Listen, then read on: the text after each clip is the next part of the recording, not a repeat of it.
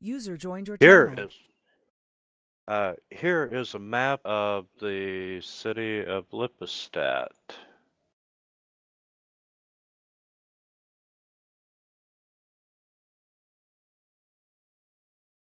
And I'm going to point out some notable locations to you.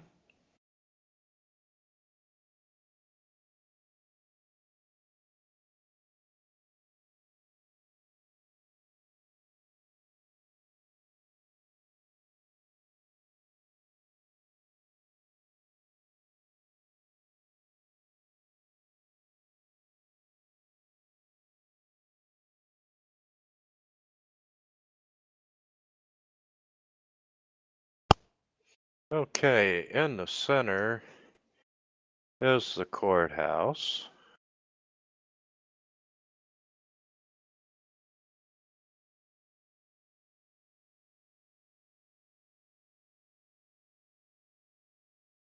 Followed by the judge's quarters.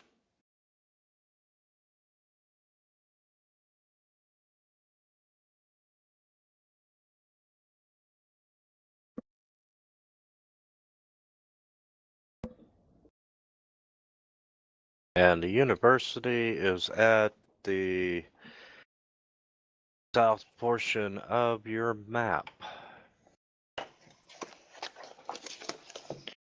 And just to recap last week,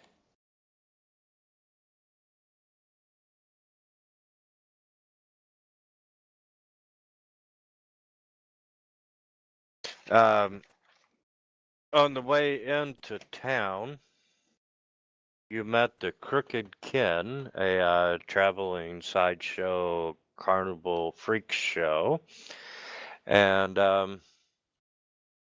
you discovered one of the girls had gone missing, and you had discovered her body, and you escorted the Crooked Ken into the town or city of Lippestadt.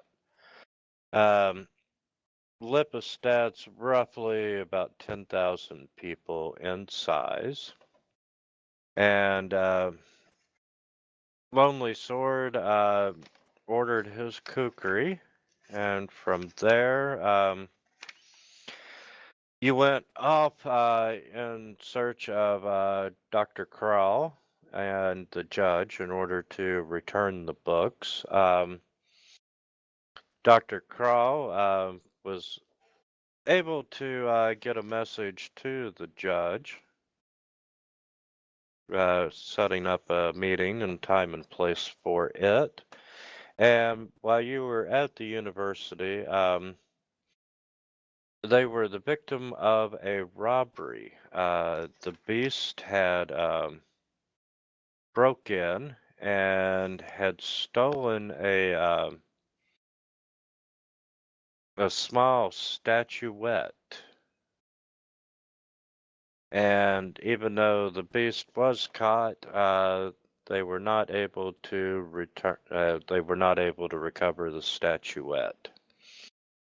Um, Dr. Krall suddenly, eventually sent word to you all that the judge would meet you at her house at I think it was 7 or 8 o'clock tonight. Winter, can we get their names again? Yeah, you sure can.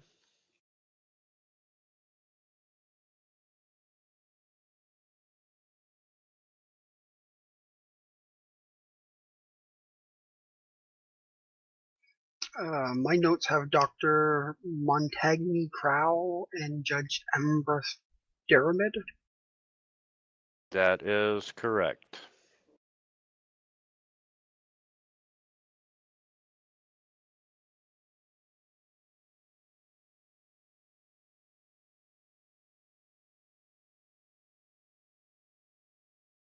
And I do not believe that you all, when we ended, was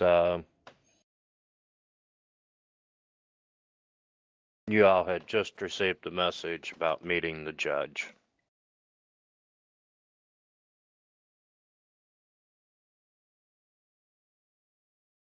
So you've got roughly a few hours to kill before you meet with the judge. Sorry, how many hours? You got 2 hours. Say it's 5 o'clock now.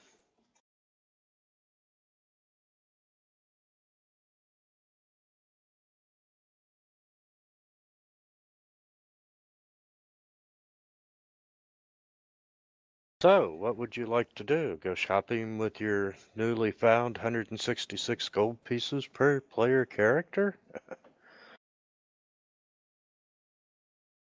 Maybe.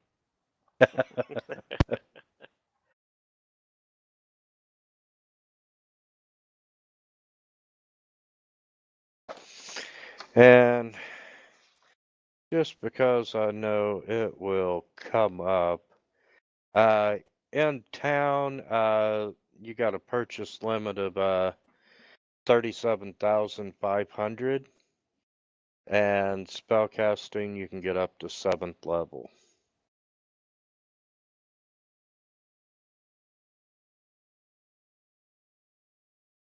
Seventh level spells or seventh level caster level?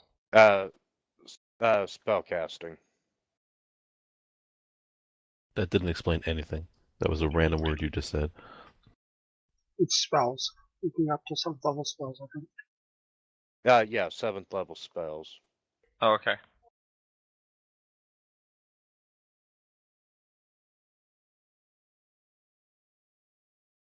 Okay, anything you guys want to do, or we can jump forward? I'm good jumping forward. There's nothing that Darius is going to be looking to do. How expensive?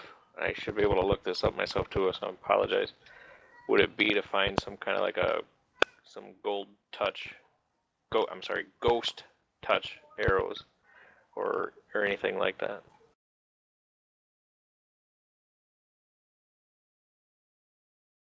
Well, we know where you can find a bunch. Yeah, the last town, right? Yeah, where we sold the ball. Oh, did we really have some? Yeah. Or those were crossbow bolts, weren't they?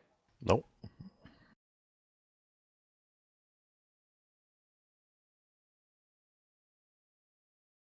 Because those would have worked, if I understand that right, they would have worked good against the incorporeal creatures, right? Yeah, Yes. but they're hardly worth the money to make. I mean, a magic bow will do at least half damage, but if you get specific like ghost touch arrows, once you shoot them, they're gone. True. Yeah, a little bit of a drawback to them.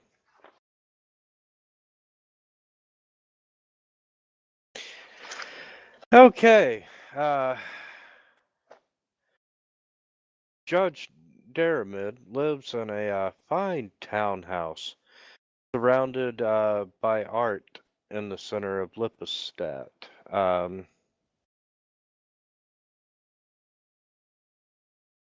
So you are, being that close to the town center, um, you are in a kind of social elite section of town.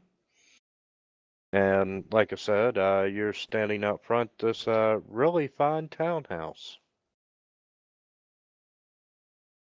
And you can see a light on inside and the movement of at least one shadow on the wall.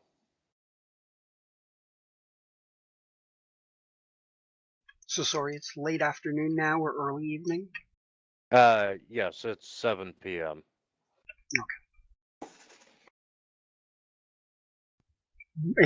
Yeah, we might as well just go up and knock if the professor's already let her know that we're coming.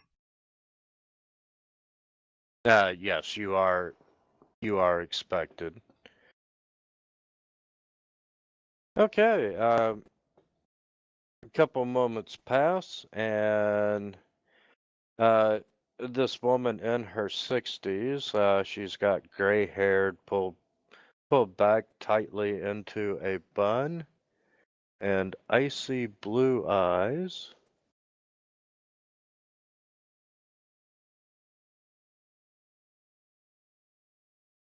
This is a frightening picture of her. Nana.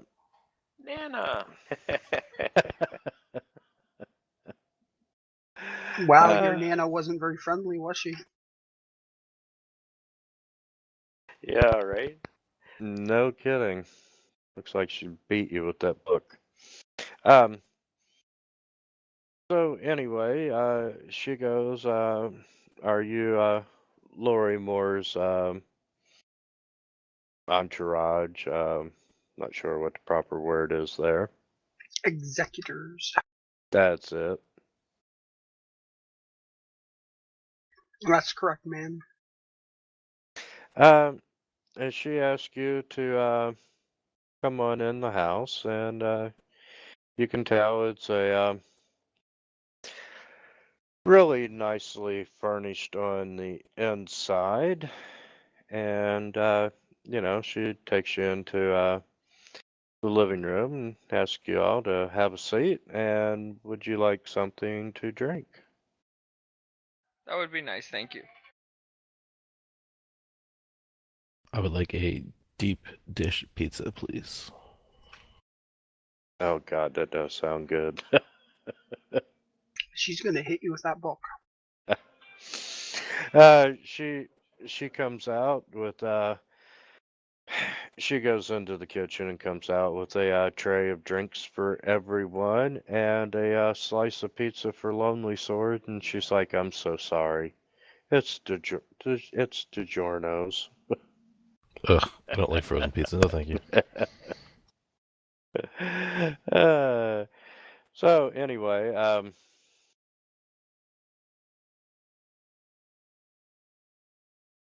she's like, "Well, if y'all don't mind, we'll just dispense with the pleasantries and get right down to business." Um, she asked if you have completed the tasks that were in Lori Moore's will. This would be the end of it, right? That's right. Yeah, we're Yeah. finished. We delivered the books that the professor wanted us to. They're still on the party sheet, though. Did we actually give them to him? Not yet. Well, you did, but We gave Dr. Crowell his. yeah. And what about the book that you have for me? Here you are. I will reluctantly hand it over. One of those things where she hands it to her and the woman grabs it, but she doesn't let go.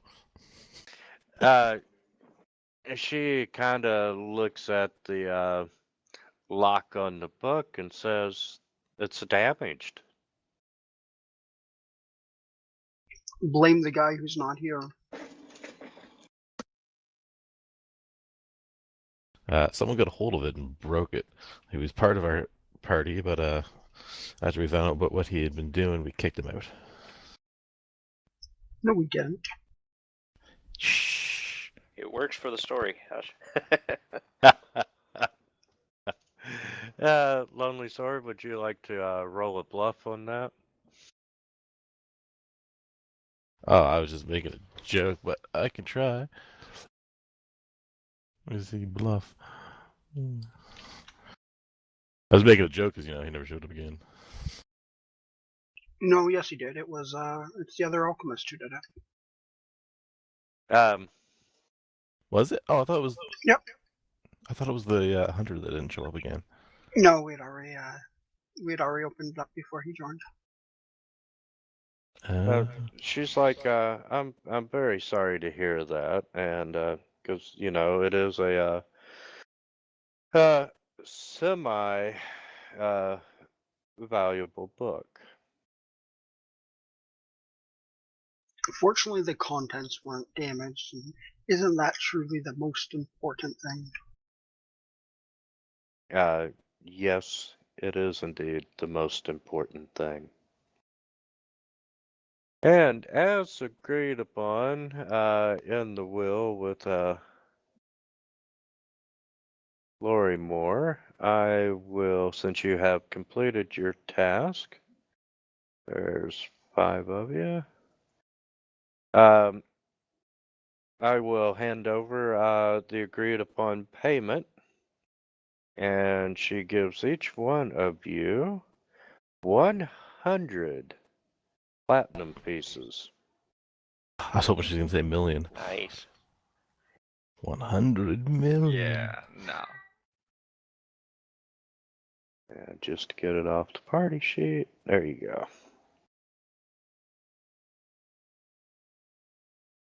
And she thanks you, and she's sure that Professor Lori Moore would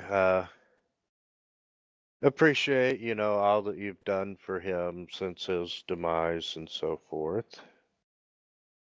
And We understand that you had a problem with the creature that's currently locked up, but Dr. Crowell still seems to be missing an item.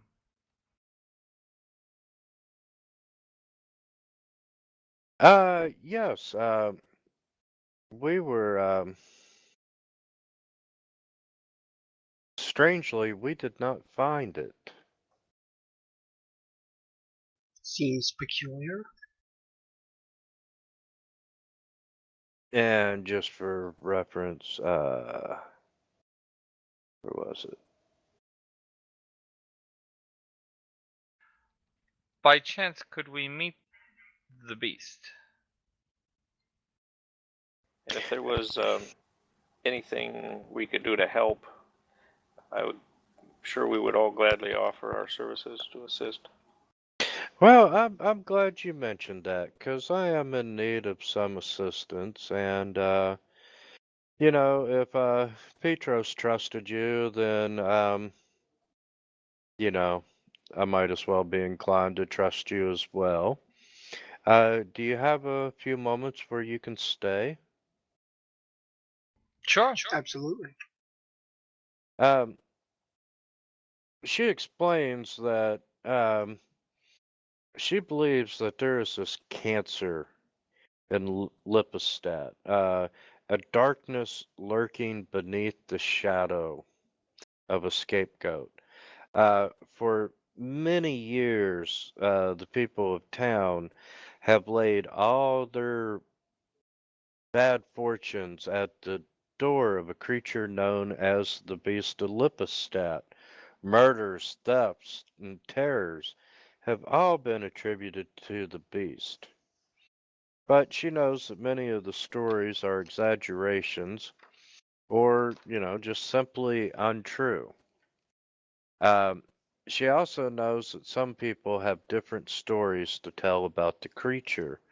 Um, Stories about its kindness, its humanity, of how it has rescued loved ones or helped those in distress. Um, Now that the time has arrived for such kindness to be repaid, however, no one is stepping forward and challenging the beast's reputation. Now,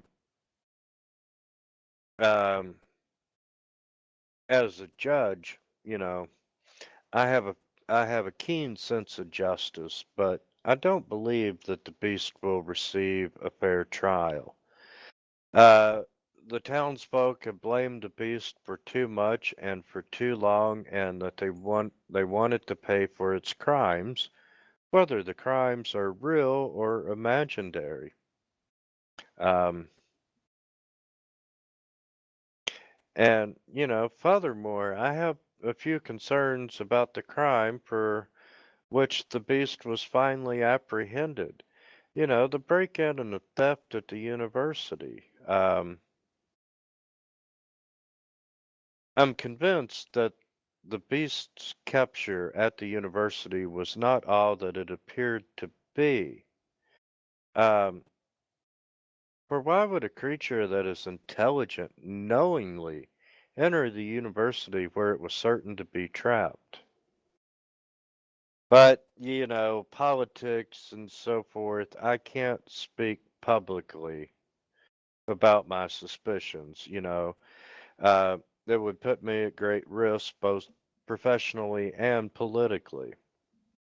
Um, and as one of the three judges at the trial, I am unable to openly intervene other than insisting that the beast be properly defended in court. And really, what I need is a group of people without local bias to uncover the real truth about the beast and its alleged crimes. In this trial, does the beast have a barrister? Yes, Gustav Kappel, Gstaf.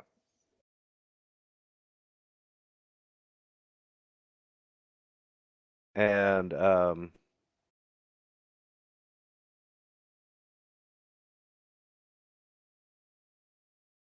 BBK.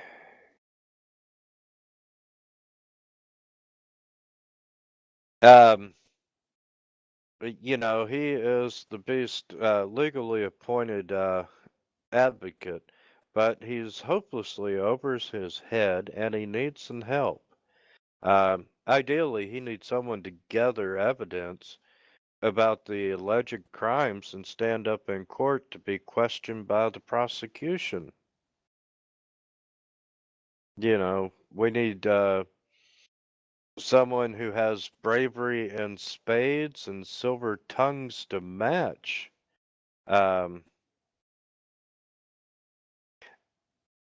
In Well, that order rules to me out. in order to ensure that if there is more to the story, justice will be done. However, if he is indeed guilty, then I can rest easy knowing we gave him um a fair trial. So what is your greatest suspicion of his innocence?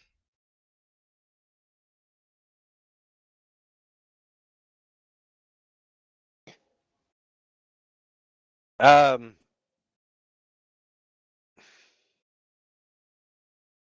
she really just has feelings and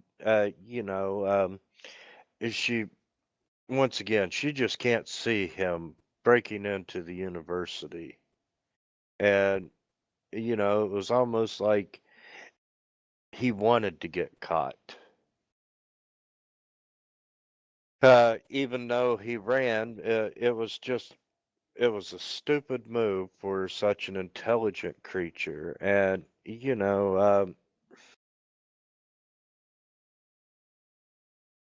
and then there's all these stories about the good that the beast does. And, she just can't. Yes, he is a hideous creature, but, you can't always judge a book by its cover. I can ask people, especially if you know any of the names of those who said he's done good. You should probably get a chance though to look back at the university where he broke in. Well, if I would be happy to pay you. Um, yeah, if you're interested in investigating this on my behalf. Sure. Um, there is one condition though. You have to keep me totally out of the equation. There can't be any hint of collaboration, which would put my legal objectivity into question. Then I must ask though that you still maintain your stalwart position that he receives a fair trial. Can you at least fight for that, no matter Uh, what? yes, sir. I would do that anyway. And, Okay. uh, you know, um, if it comes down to it, I will have to deny any involvement. But if you do get to the bottom of the matter, I will be very grateful indeed. Would Gustav Cop will be allowed to introduce us to the beast. Meeting him or speaking to him will go a great ways towards helping this along. Yes. As a matter of fact, if you go to, I need you to go to the courthouse and register with the court clerks as volunteer defenders for the beast. And that will allow you to meet with Gustav. And from there, you can offer your assistance in gathering clues.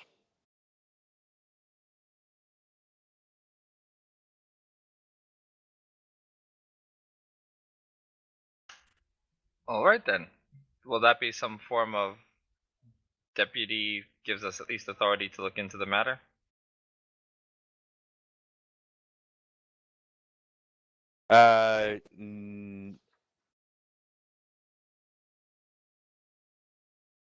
It won't absolve you from breaking and entering.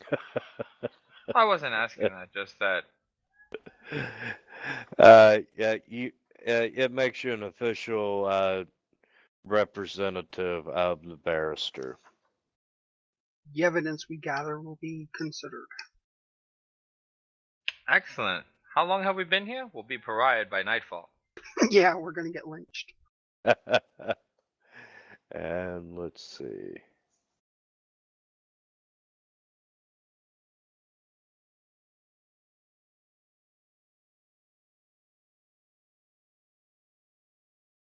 At least the courthouse is not a far away walk. No, it is not. Then, since we can't speak again, is there anything else that you'd like to tell us now? Since we won't be able to speak until the end of this matter.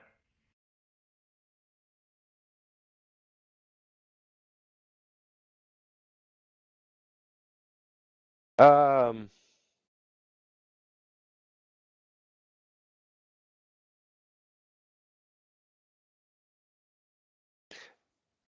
no, other than just be careful, the townsfolk can get riled up, so I would try and be as fairly discreet as you can be.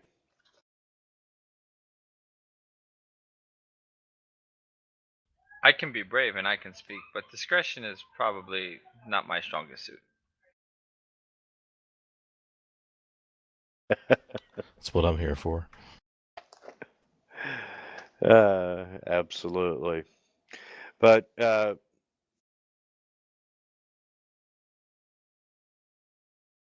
yes, I will give you I will give you 200 platinum pieces each. Right now? I will give you half up front and half at the end of the trial. Just worries me what would happen if people found out that after the trial you hand us a bunch of money. Might worry if people found out that she handed us a bunch of money before the trial too. I think it'll be fine, Right. Lonely Sword. Who's going to be telling anybody she handed us a bunch of money? Thank you, Judge Embreth. I think Hello. Kira looks untrustworthy. I bet it'll be the cat. And she's like, if you all will excuse me, I need to run into the other room for just a moment, and I'm going to leave this bag of platinum coins out on the table. Oh, I see what you did there. And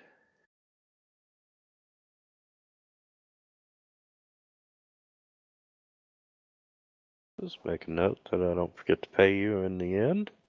Torian, why did you give me 100 platinum? Yeah, I clicked and dragged totally by mistake, so I have no idea how I even did that. Oh, okay. Alright, I'm gonna take 100 off.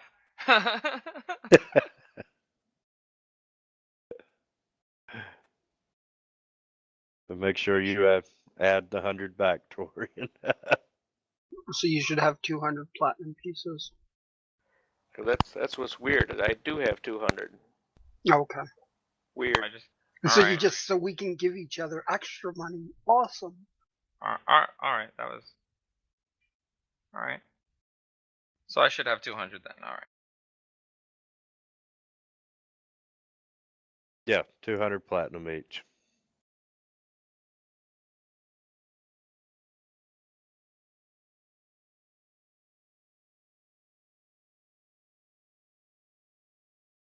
Okay, and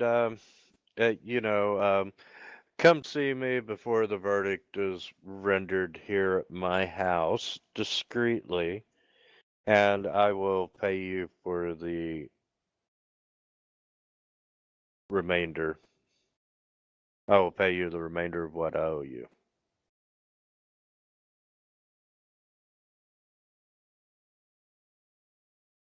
And do you all need directions to the courthouse, or can you find it? He said it's right over across the way.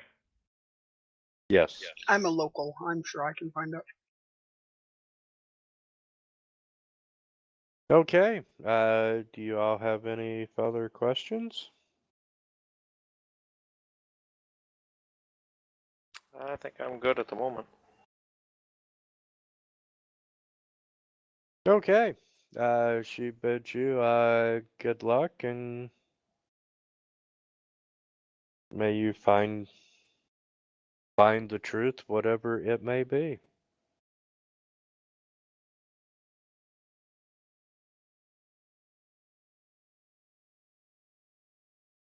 Okay. Where to? Courthouse? Courthouse. Will they let us in this late? You know what? Yes, they will. Cool. How much time do we have before this beast goes on trial? The trial's already started, hasn't it? Oh. Actually, the main part of the trial.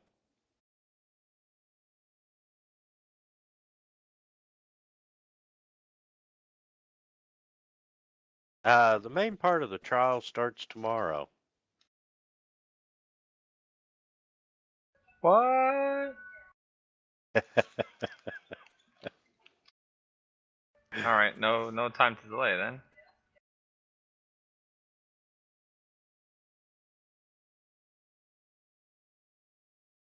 Okay. You see a large squat building dominated by an enormous clock overlooking the town square. A huge figure of wood, roughly man-shaped, stands square in the front of the building. The courthouse is made of dark stone. It's got walls of reinforced masonry. The building is 3 stories high. It's got narrow, open windows, only about a foot wide. In the square immediately outside the courthouse stands the punishing man. It's Lippistat's traditional method of executing murderers and other criminals guilty of capital crimes. Uh, the punishing man is a gigantic man-shaped conglomeration of cut timber standing over 30 feet high. Convicted criminals are placed within the figure's hollow chest cavity, and the entire structure is then set on fire in a public ceremony. Wowza. And as the trial progresses, eager workers pile more timber against the figure's legs, and they are covering it in oil constantly while children play games at its side and throw grass, flowers, and rubbish onto it.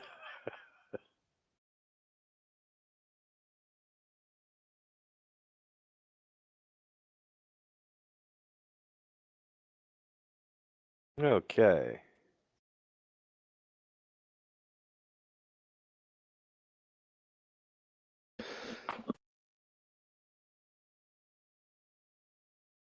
And I'm going to give you a map.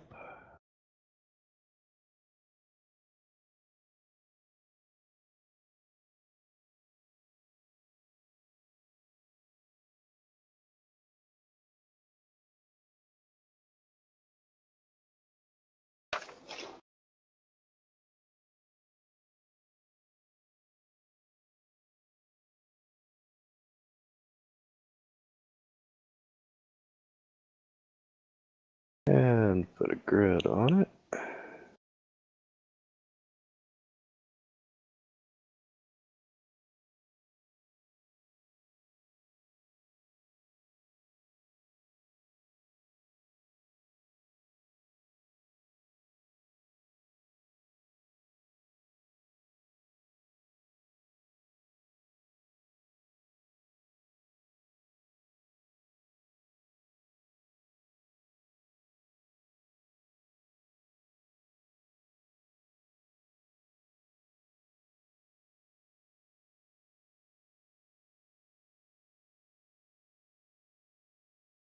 Okay, that is a map of the ground floor of the courthouse.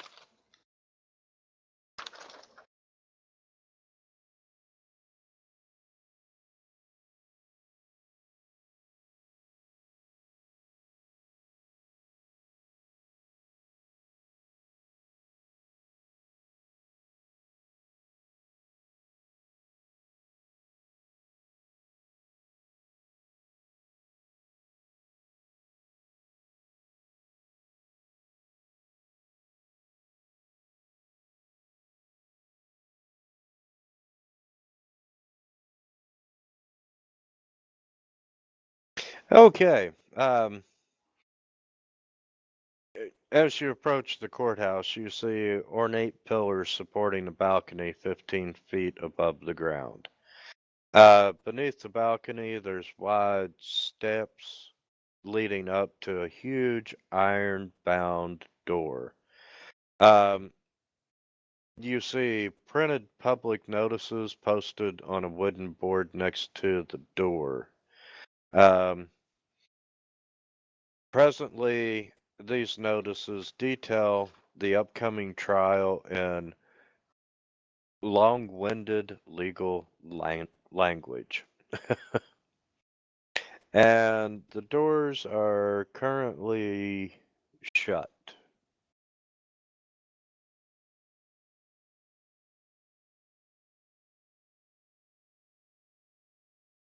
So make them unshut. Yeah, let's try to open. And they're locked. Let's make them Knock, unlocked. knock, knock. um, Eventually, you see two guards come to the door and they look out through the peephole in the door and they see your party and they cautiously open the door and they do have their weapons drawn. Then, what do you want? Don't cause any trouble. We got heavy crossbows on you. We're here to see Gustav. What was his name? Gustav Kappel. He's expecting us, Well, right? Right? He is expecting us, right? I don't think so. Yes, he's here. Who are you all? We are volunteers to help with his defense of the beast.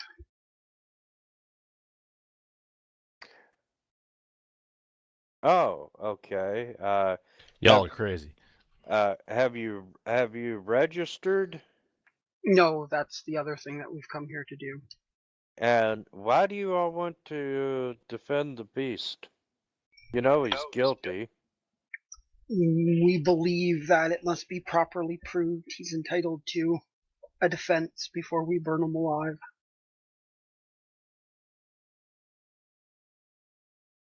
We just want to ensure he receives a fair trial.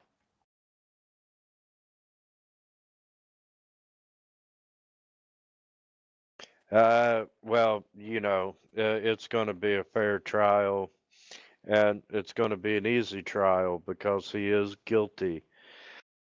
Uh, Then you, surely all evidence will prove that. You have nothing to worry about. um, wait right here. If you're all going to be the defenders, civilian defenders, you got to fill out the paperwork first. Oh, in that case, never mind. Yeah, and the door shuts, and a minute later,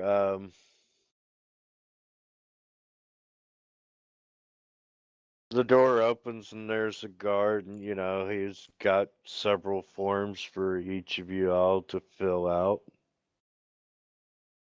No, you don't have to fill it out in triplicate.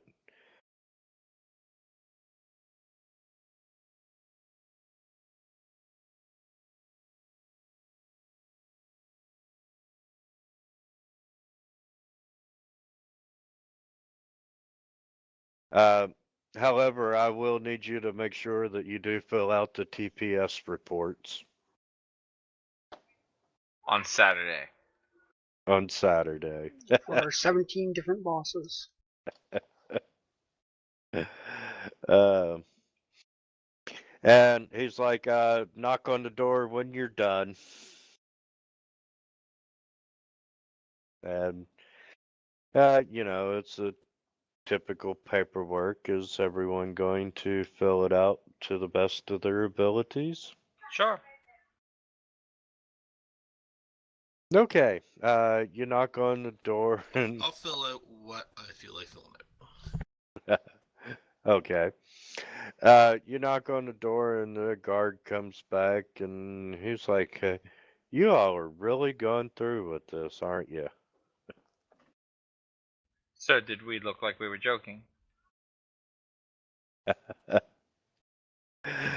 uh, well, I was kind of hoping that you all were, 'cause it's pretty funny to us, and you can hear a bunch of people laugh in the background. I pray no one ever thinks your life is a funny matter. And he just kind of glares at you. And he motions you all to come on into the courthouse, and that would put you in a room with the F.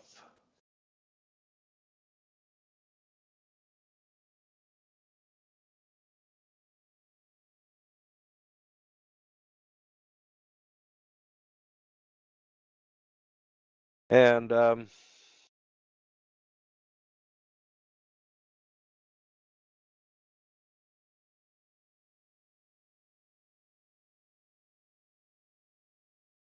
guess that would go up. He tells you to wait right here. That the barrister will be out with you shortly.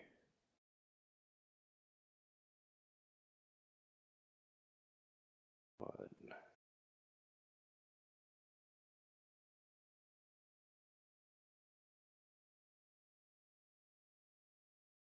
And a couple minutes later, the guard appears and says for you all to follow him. And he takes you into the next room.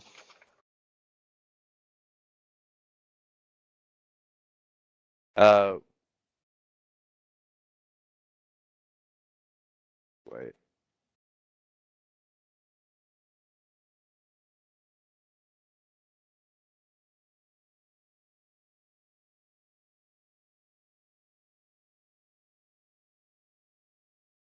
And then that takes you to.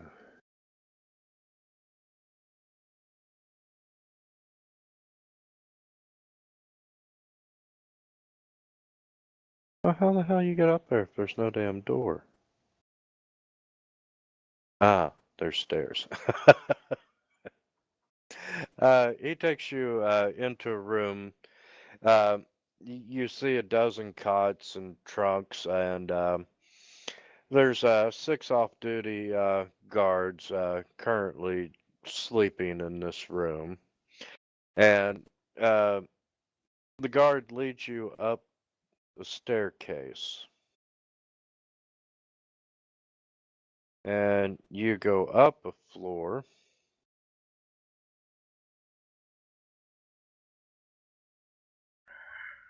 And you are actually in the courtroom.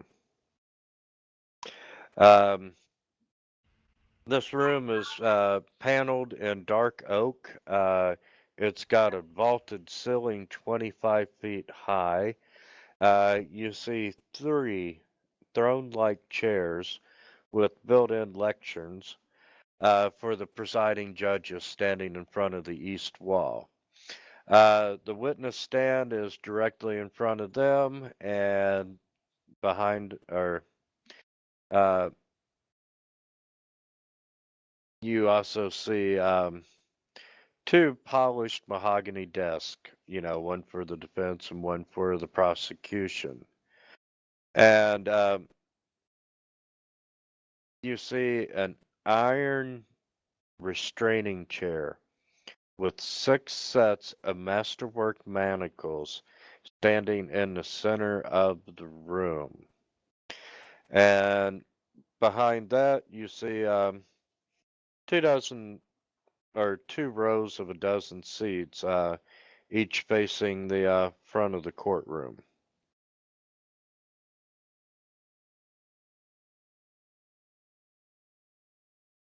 I'm gonna take a walk around and look at the room. Are we And waiting for something up here? and on the also directly above you, 10 feet up, there is a public gallery, where common folks can come sit, and it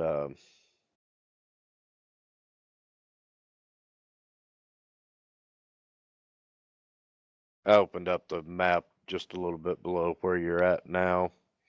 That would be the public gallery. Anybody else Okay. thinking of the movie To Kill a Mockingbird in that courtroom?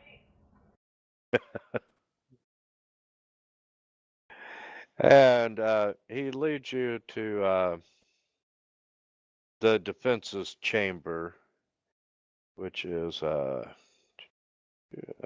mask, which is in that room right there. And as you approach the door,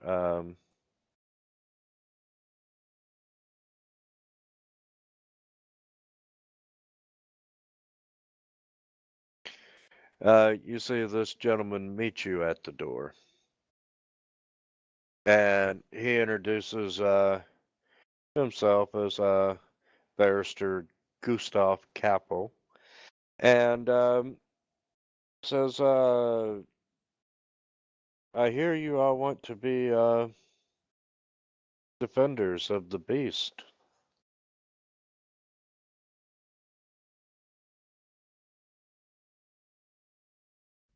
We just stare at him in silence, apparently. Who, the guards, I guess, told you that. That's correct. We are here to help defend the beast. Yes, the guards did tell me that. Well, I have no doubt that the beast is guilty. However, it is my job to defend him to the best of my ability. And quite honestly, I'm struggling to find any kind of evidence in support of the beast's innocence. Any kind? What kind of evidence do they have that he's guilty?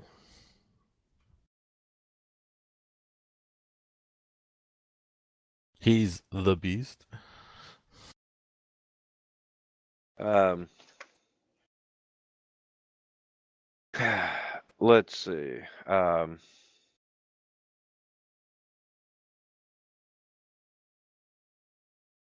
The beast was captured at the university. Yes, but the things that were stolen were still stolen and they weren't with him, so doesn't that mean it wasn't him? No, not when you had the assault. What we've been able to find out, the thief, the trail was very easy to break in, uh, or very easy to follow. Uh, the beast broke in through the back door. He passed through the auditorium on his way to the workshop where the effigy was kept. Um, the back door to the antiquities department was originally locked with a superior lock. But it's clear that, it was, he bashed it in. And,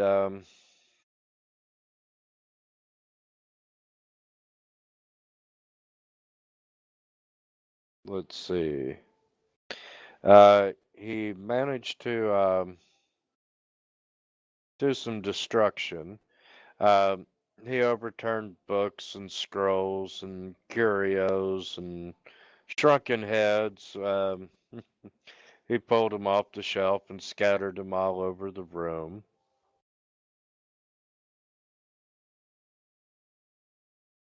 And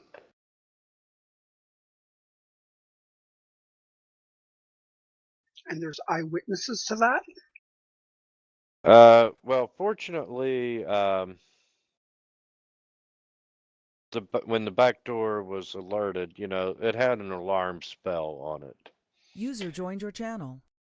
and it had alerted the guards in a nearby guard room, and they arrived a minute later and tried to overpower the beast, and the beast tried to escape, and they gave flight and eventually managed to subdue the beast.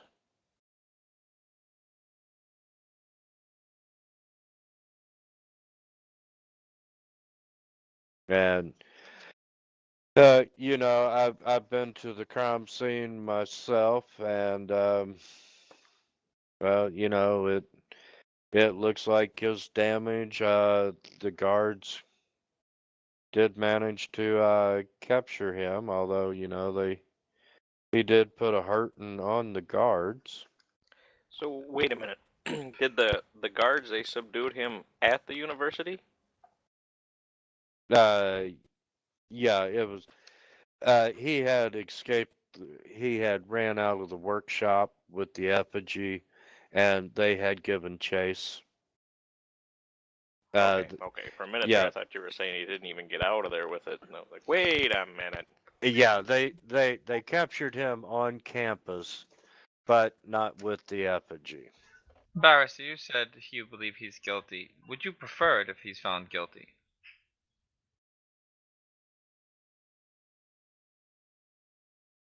Um. Well, my concern is giving him a fair trial. But Sense motive? yeah, you sure can.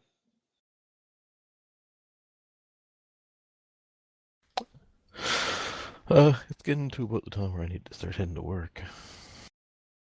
Yeah, not a problem. It's just a little bit of story right now. Yeah, you guys just keep going and inform me about what happens. Okay. My guy's not a big talker anyway. Um, User disconnected from your channel. you know, I've got questions. Um, oh, you can tell he's being genuine. And what was the motive for stealing it? And why did he rampage through the workshop, but you know, gently remove the statue? And then lost it. And then what did he do with it before he got captured?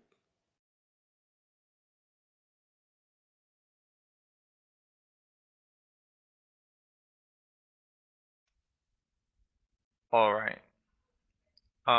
Can you have a list of all the things attributed to the beast? I'm sure he's being charged for more than being executed for more than just stealing a statue.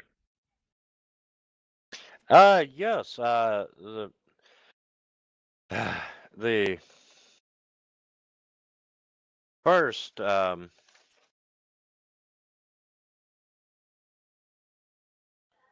would love to check the scene for other signs or tracks if anybody else was with him. It almost sounds like there was two Sounds like, didn't perpetrators the there. professor tell us that they've already started to clean up the scene?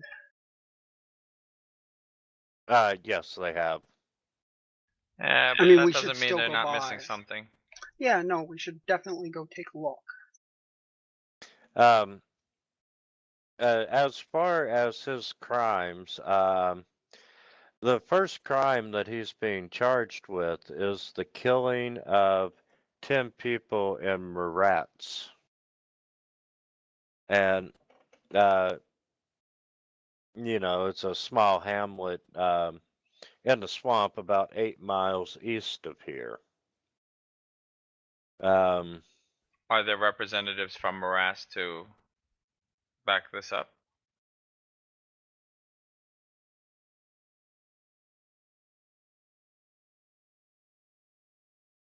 Let's see. He's not being charged with something that happened 8 miles away on hearsay, I imagine. No, there will be someone there. Yeah, yes, they do have eyewitnesses that place him there. Excellent. Apparently, let's see.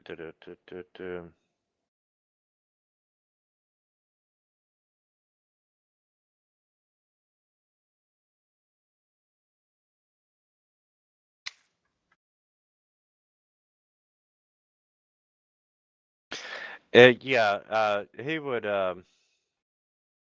At first, he would just attack people at night, and Kill them. yeah, absolutely. And they have eyewitnesses.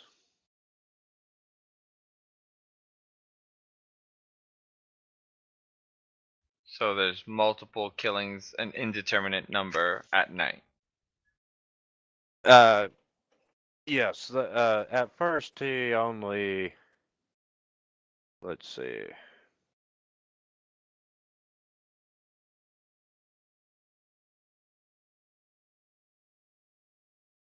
Um,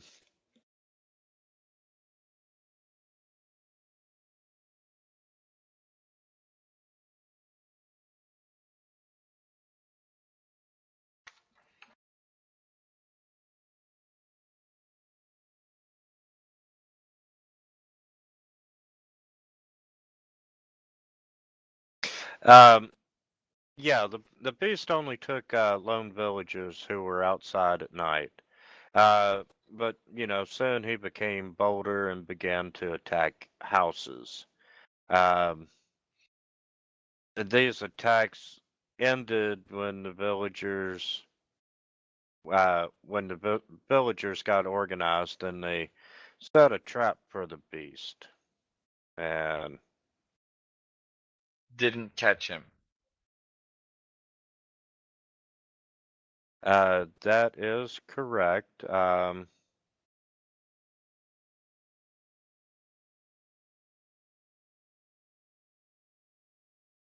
Yeah, he ended up escaping.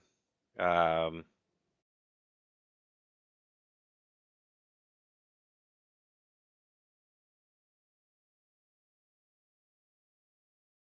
let's see. But yeah, he's being charged for 8 there. 8 8. murders where?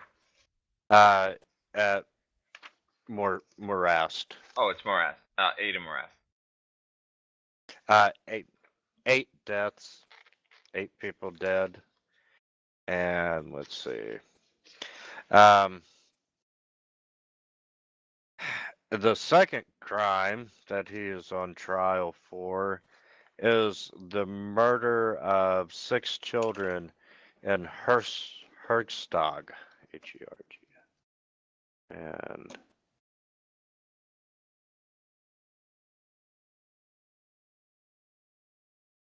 of 8 children.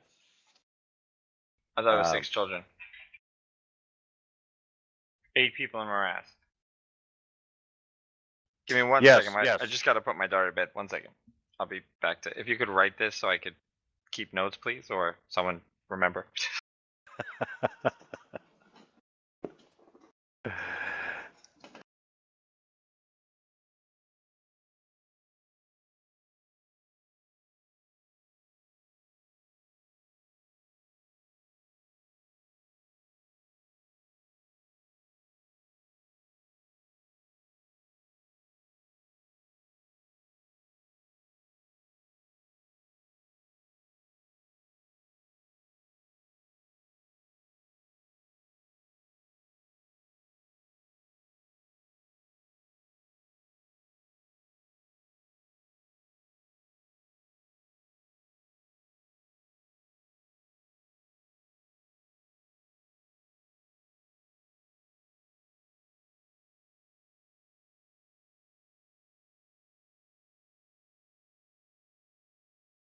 And crime 3 was an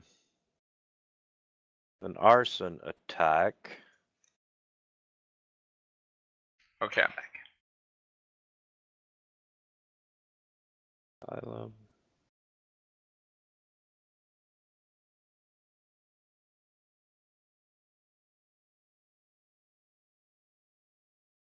Okay. Yeah. 6 children in Herstog.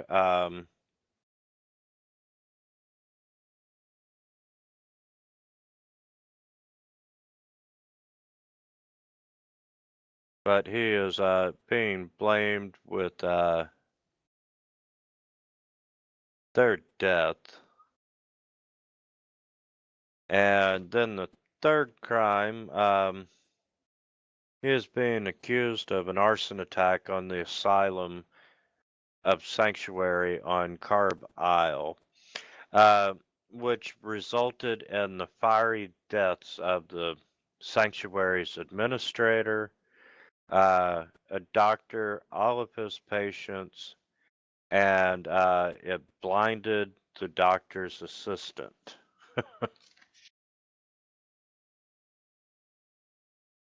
um,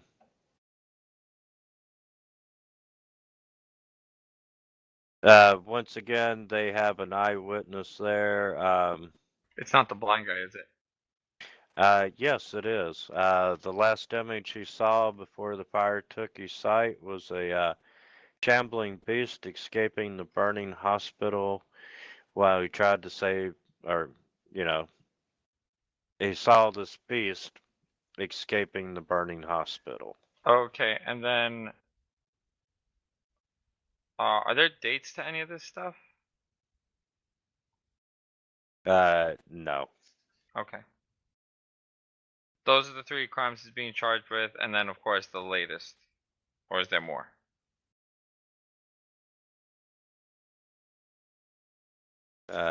Give me just a second.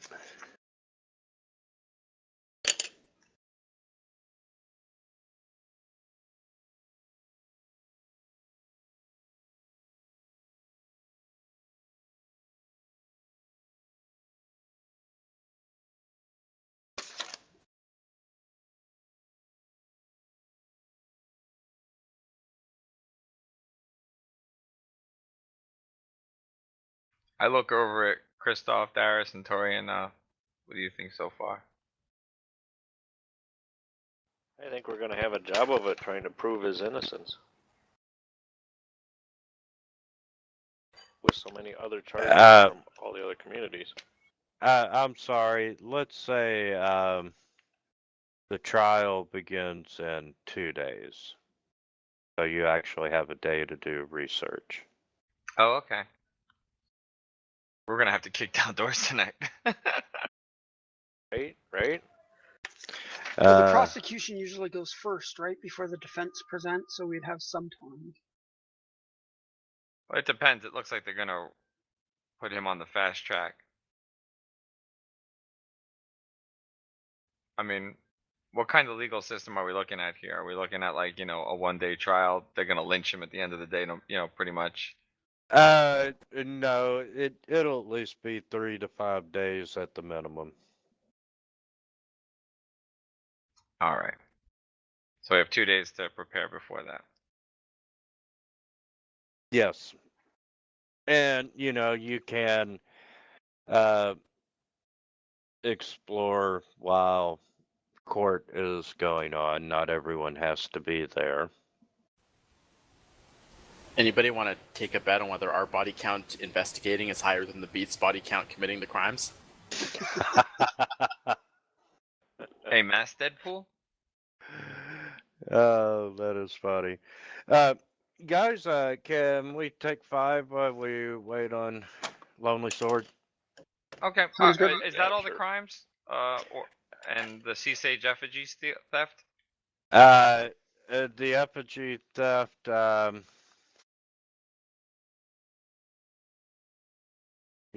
sure he's going to have to stand trial for that. So that would be like the 4th crime?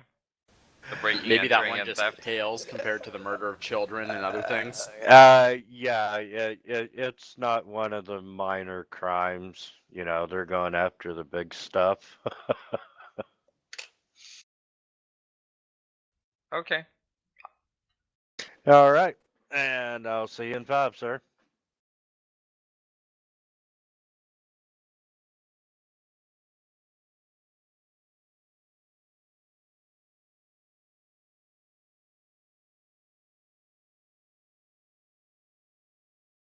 Everyone leave the chat, or anyone still here? I'm still here. This is quite a bit. I mean, I know the meme, don't split the party, but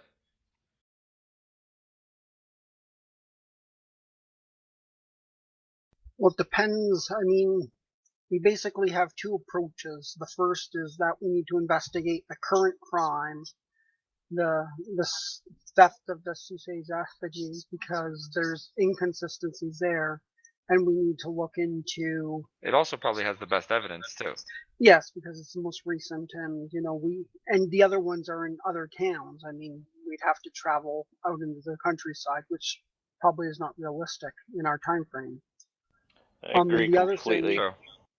is we need to try to track down these stories of people who, he's apparently helped people and they just haven't come forward to vouch for him.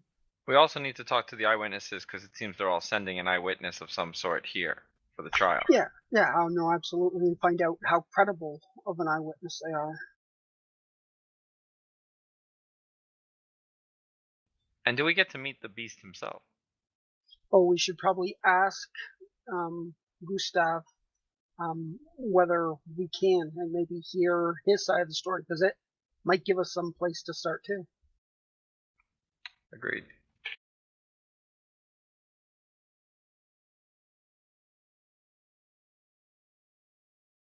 How is everyone at getting information out of people?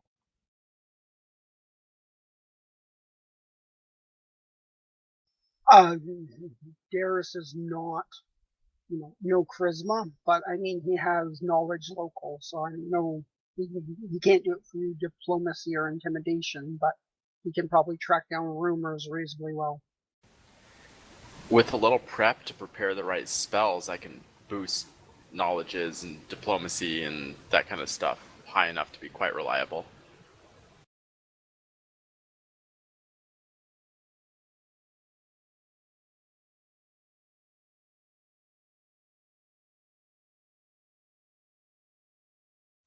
And Torian?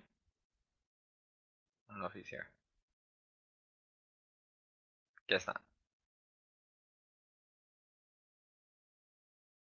Even the sickest cat on people. Well, I mean, he would be probably our bet for tracking anything we need to find. Yeah.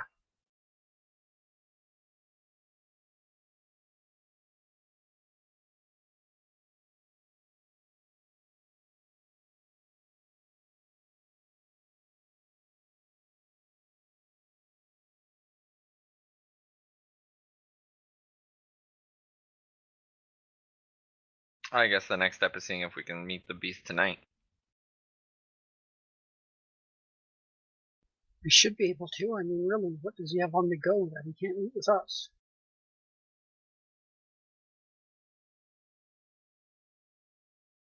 Most of the people don't seem to really be on our side in this investigation. True. One would hope that he's on our side at least. I imagine something called the Beast of Lepistad isn't going to exactly be very trusting.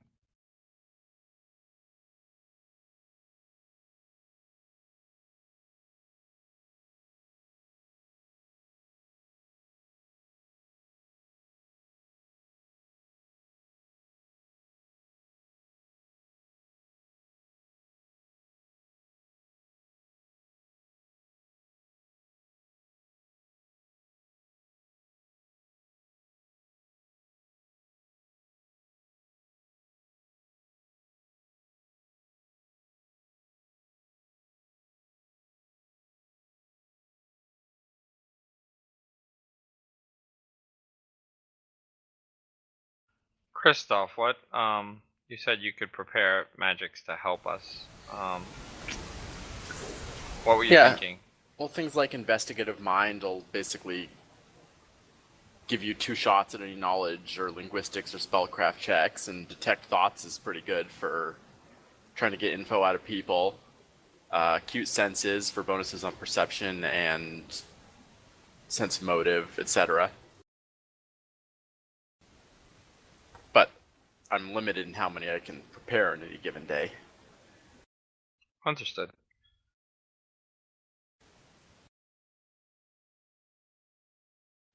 That's true. I have heightened awareness, and I mean, I can give that to other people because it's infusion, so it doesn't have to be me.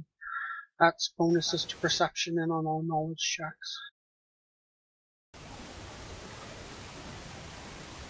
And yeah, I mean, eventually my plan was just to make potions of them and use alchemical allocation to use them as needed, but I don't have the gold to make potions of each of those ones at the moment. So if you have heightened awareness, maybe I'll go ahead and do like detect thoughts at the moment for social stuff. That would be a good idea, yeah.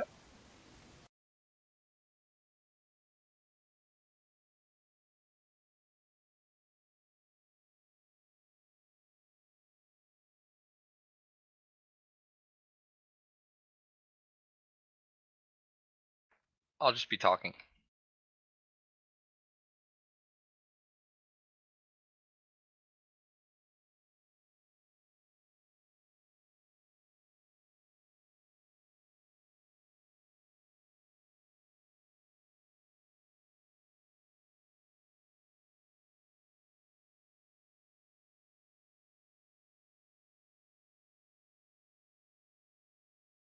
Okay, I'm back. Also, Darius, I did decide to go totally broke and buy a potion of greater magic weapons, so if you want to use alchemical allocation for a swig every morning. Cool. Yeah, that's probably worth it.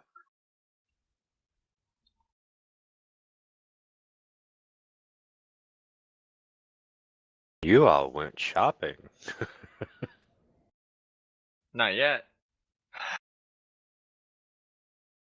But I will.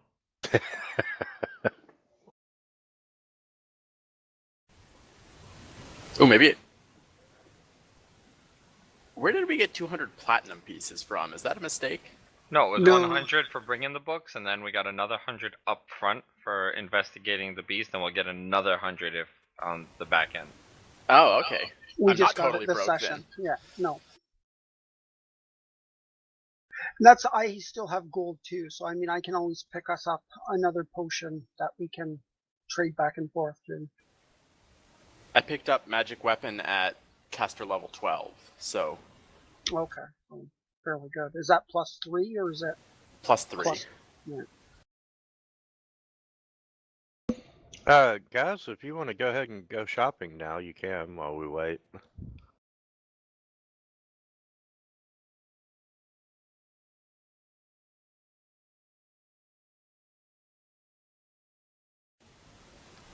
Hey guys, Yeah. I'm here too, and I know you were saying something about earlier. I was out, but being able to talk to the diplomacy or anything like that, I gotta tell you guys, I really don't have much that I see much use out of. No, we I'll figure if we find anything to track, though, you'll probably be able to cover us there. Hopefully, yes. yeah. I'm assuming I'll be doing a lot of the speaking. No offense to anyone. But please tell me what you're thinking so that, you know, I don't miss anything. Oh, absolutely.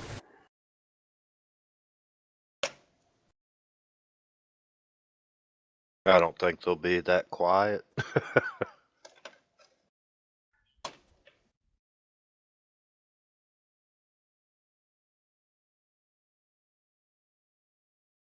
Are we? Can we still go shopping? Is it that late or? Yeah, you can still go shopping. I'll give you time to prep so you don't have to worry about it tomorrow.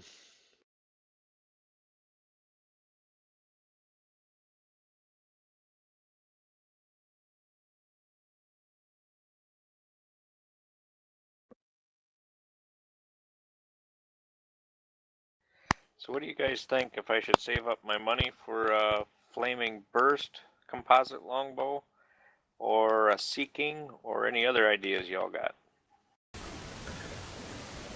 Honestly, since we're in Ustalev, I would give some significant thought to Undead Bane personally. Oh yeah, I forgot about that. I looked at that one too. For the price of +1, it's better than Holy. I'm guessing 70% undead. Right? No, I did look at that. I forgot all about that. Yep. Kind of like that option too. I think I might even be able to afford that one right now too, even. Ha ha ha. What are If the I can, chances of I'm them? just looking for who sells Masterwork full plate.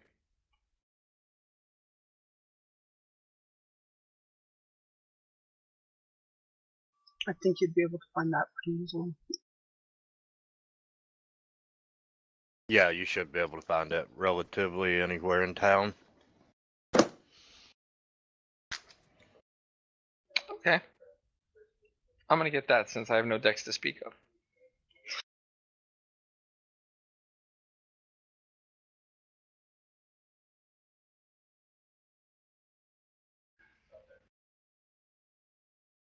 And I guess sell my breastplate back, so what do I User joined your channel. how do I sell the breastplate? Um,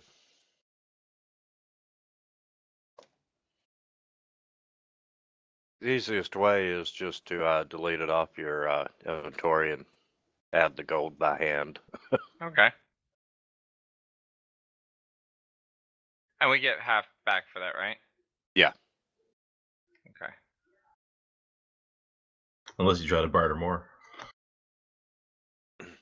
And Bach, while we were waiting, they went shopping. So if you'd like to go shopping, you can. I already did mine. They said it would be a couple days.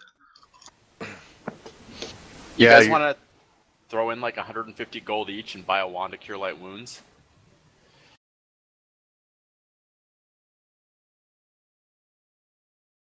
It's up to you guys. I mean, I can keep a lot of my spells for heals, and again, I can send my flesh, my tumor familiar around to heal people.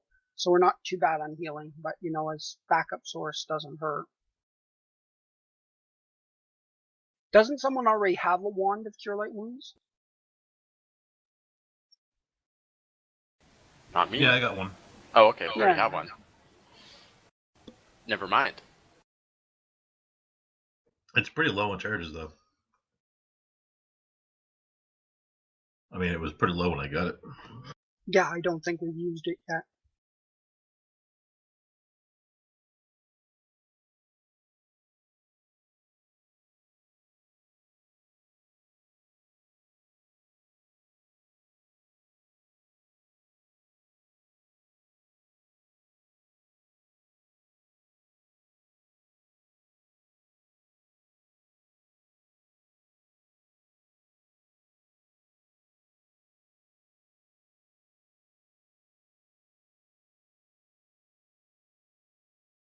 So is your tumor familiar? Like, is it killable and stuff?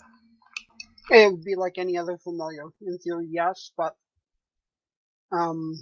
whenever it joins my body again, it gets fast healing. So it, if it takes damage, it quickly gets it back, so long as I can get it back into me.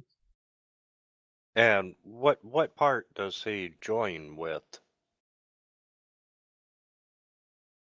In theory, I think so long as he's touching me, I can just absorb him back into my skin. So I can't like cut your hand off and prevent that then, right? I don't know. I guess that would be your call. I'm not gonna have anything from my backpack with me.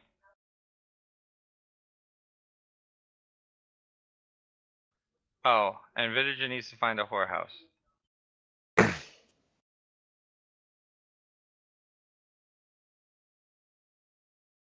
Are you gonna ask the barrister? Yep, he's a lawyer. uh, uh, Head east, go down about 3 blocks, take a left, and second door on the right. He has the way memorized. Tell him Gustav sent you. Comforting. You're gonna get the Gustav special. How do you get a masterwork item? I don't know how to. Is that an item that I didn't get the right way? You probably wouldn't. All you have to do is add +1 to hit or +1 to. If it's armor, in this case, wouldn't it just be +1 to AC? Or no, it's not. No, It's it's +1 to +1 hit to with plus the. one for armor check penalty. or Yeah. -1 to armor check penalty. So I would just manually change the armor check penalty. It's not letting me. You have it unlocked? Oh, no, I don't. Thank you.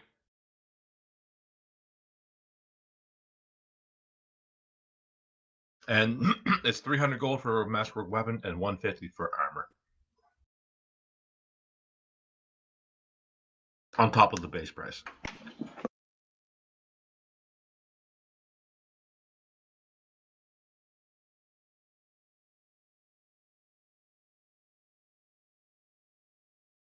Alright, there we go.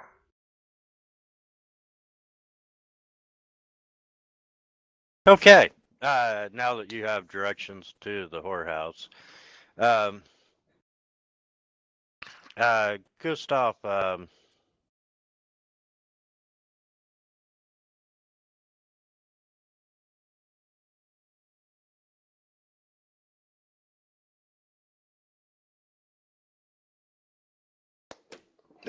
Gustav suggests that you head toward, that you actually go talk to the swampers of Morast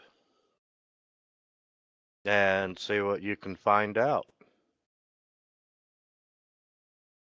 And that's close enough that we're going to be able to get there and back again relatively easily.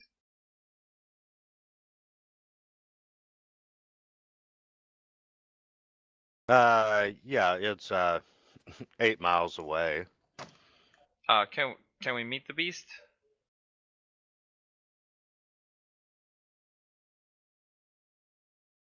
Uh, And Vok, can you take that flanking off of me?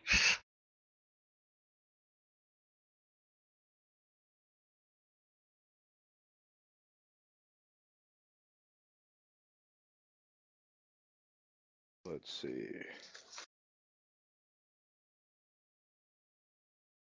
Thank you.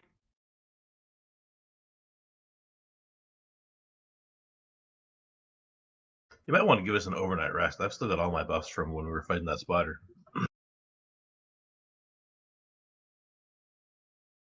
An overnight rest it is.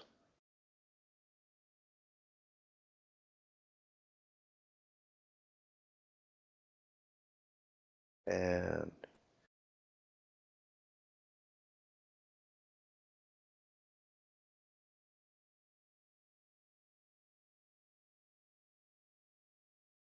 oh, I'm not back far enough.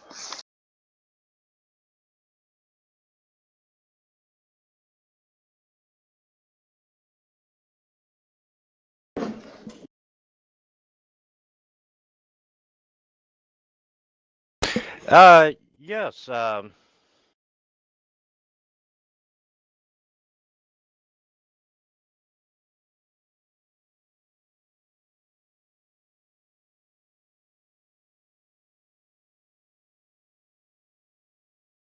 hold on, I'm gonna retcon just a little bit.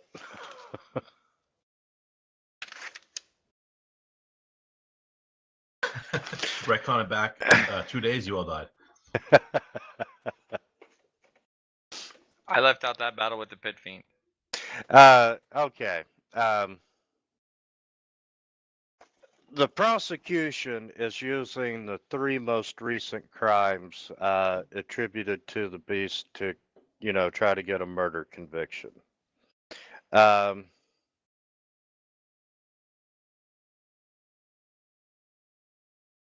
Let's see. Gustav has interviewed the main witnesses from each of the 3 cases. And, he's found that their stories are very plausible. He wishes to see justice done. However, without evidence in its favor, the beast will be convicted.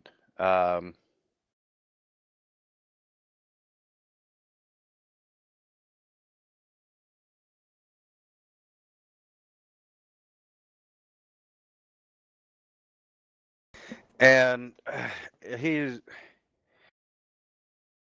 you do notice, yeah,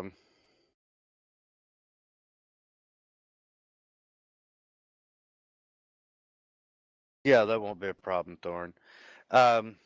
You do notice at times, he does stutter, and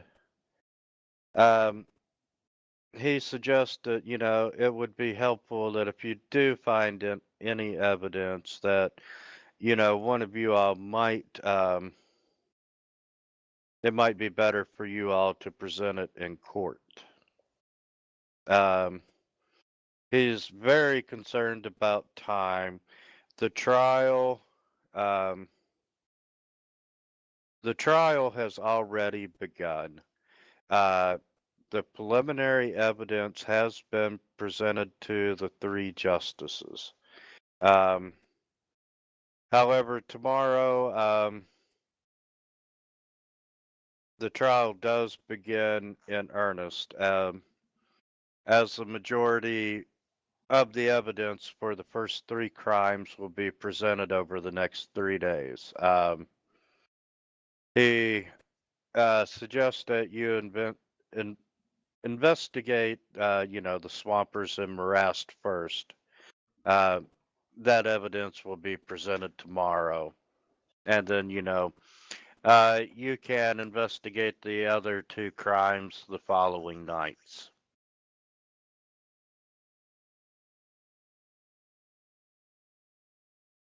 And now, if you all are ready, it's time to introduce you to the beast. Finally, I thought this would never come. All right. One second before we do this, Winter. Would I be able to buy a +1 mithril chain shirt? It's 2,100 gold. Yeah. All right, I'm gonna grab one of those while people are doing the shopping part of it. Not a problem. And he takes you all the way down and takes you down the flight of stairs that you just come and takes you back into the initial room where you waited to meet him. And they take you down a spiral staircase, and you're actually in the holding cell. And let's see. That is a 12.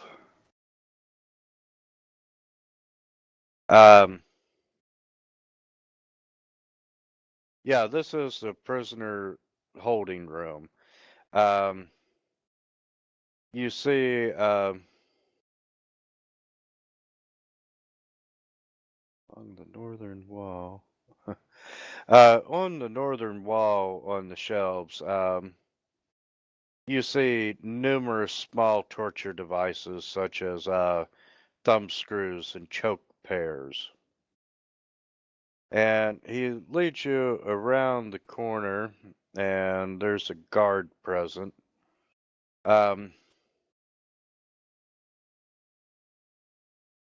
through the bars, you can see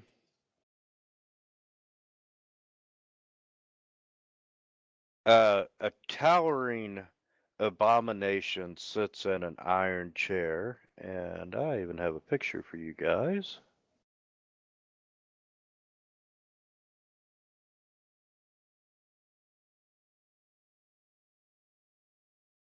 Charming. It's just a floating head. Oh god.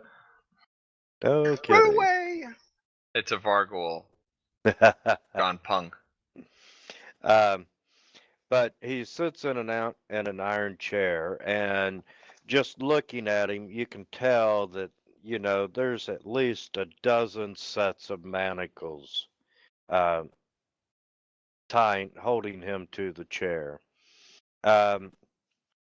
You can see stitching holds together a grotesque patchwork of flesh and bone, beast and man, and although the wires and the stitching are so tight that they look like they may fly apart at any moment. The mouth is twisted in a permanent sneer, and a shock of lanky dark hair clings to its scalp. The creature is slumping in its chair. It's got a despondent expression upon its monstrous face.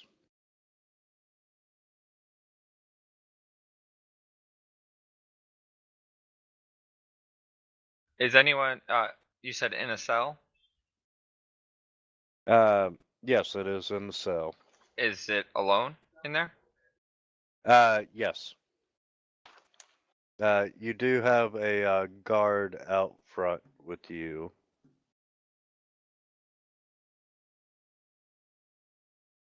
I look at the guard. Can you let me in? I'm gonna elbow Villager before he goes in and give him a look. What? Sir, we're not allowed to let anybody go in. Would you like me to wear less so you don't think I'm smuggling anything in? No, it's for your safety, sir. If I'm to defend this person,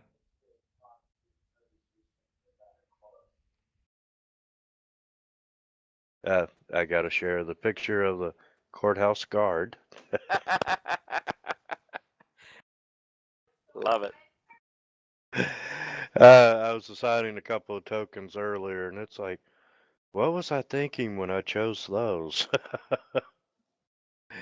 Never know what's gonna pop up.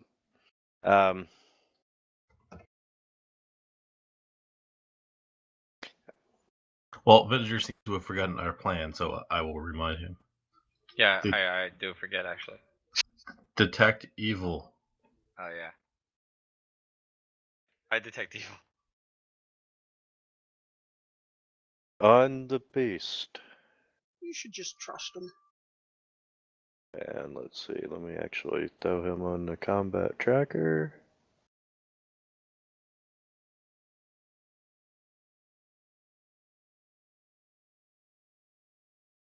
Helps if I drag the NPC and not the image.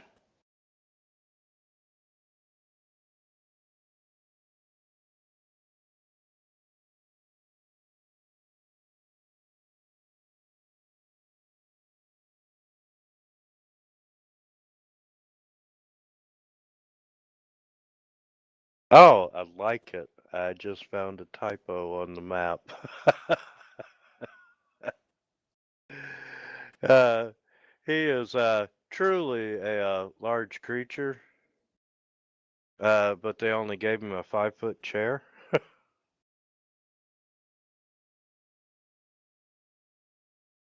Maybe they Don't just have don't large care. chairs.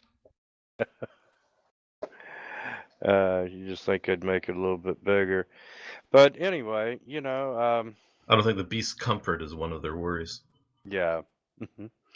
But he's got this despondent expression on his face, and he's really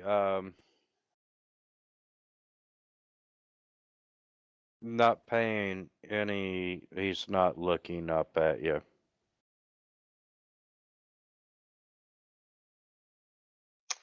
Do you usually keep people who are defending someone away from them to the bars?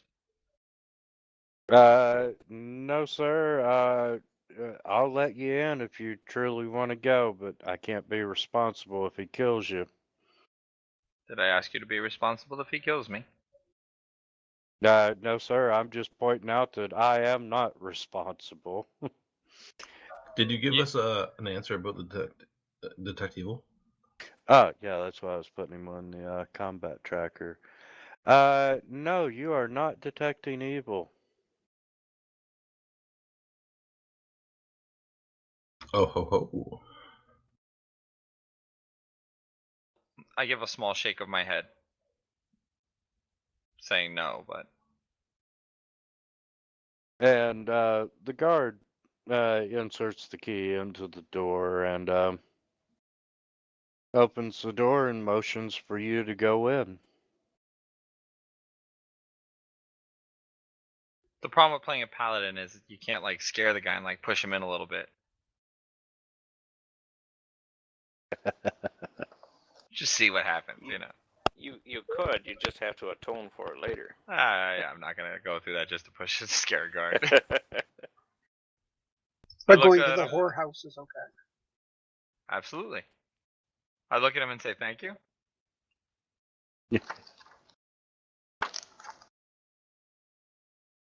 Okay. I take And it he's locking me in there. Is anyone else coming in, or are you all gonna stay outside? I'll come in. Okay. yeah, the moment you all get past the door and it's clear no one else is going in, uh, the guard locks the door. Is there a map for this?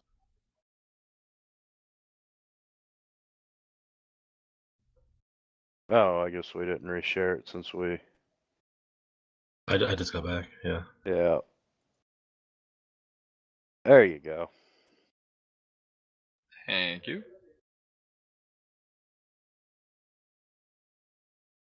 Okay. Um, Needless to say, the opening of the door and someone entering the cell, the beast does look up with you, look up at you, and you can tell that You're doing good. He's looking up to you already. it has been beaten. It's dirty. He's miserable. Um, and it's covered in flies. Guard, will you bring me a bucket of water and a sponge? And the beast, he starts straining against his chains, and he lets out this really loud roar. Calm yourself, my friend. We're here to help you. I look at him with stupid and ignorant bravery.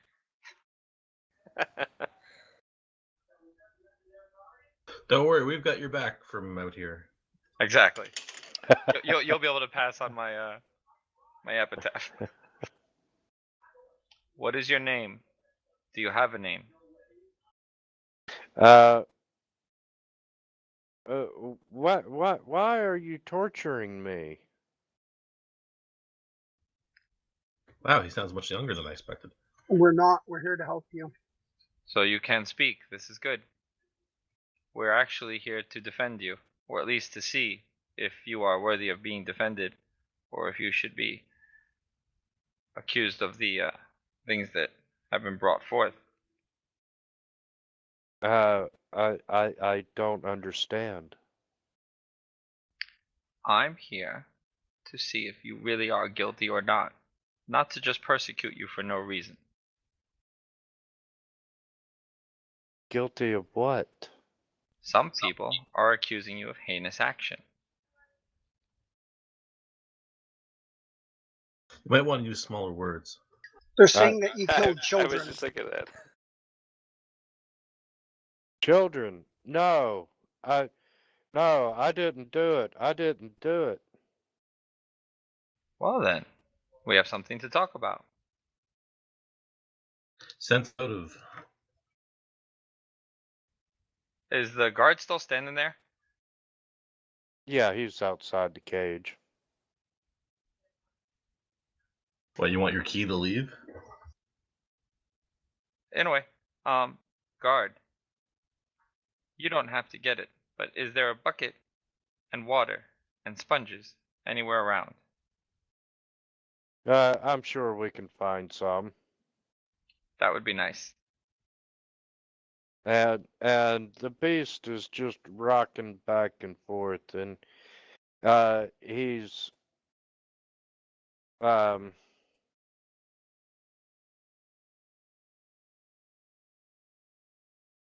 he just keeps repeating, "I didn't do it. I didn't do it."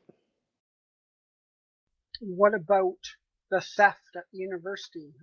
Did you do that? Stealing the statue? No, I didn't do it. Why were you at the university? I don't remember being at the university. It's interesting. I look at a lonely sword. Well, his body looks like it's made up of multiple different people. Maybe he has multiple minds. Lonely sword. Magic. Other than what kept him alive. Well, I can do detect magic and see if there's anything there, so I'll detect magic him. You are not detecting any type of magical items, weapons? And he's not magical himself? It would say in his type if he was. No, it does not.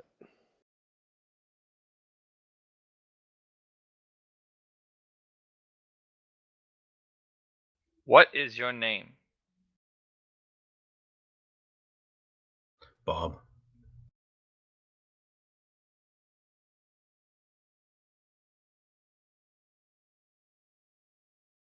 Oh, you mean him?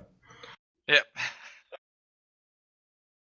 We could be talking to you too. Isn't it about time you told us your name?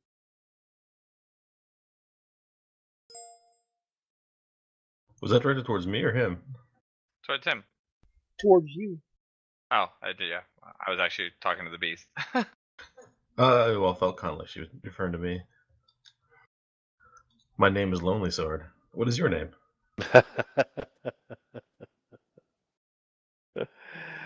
Real name.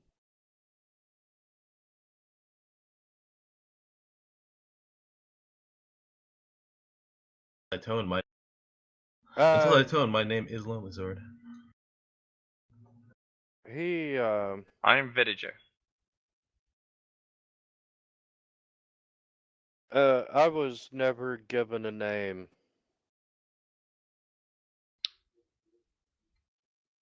What name do you like? This is 100% Frankenstein. Right? That's the same with Frankenstein's monster. Is that it was never given a name, so they just started calling it Frankenstein. This isn't Frankenstein. This is the Beast of Frankenstein. I don't know.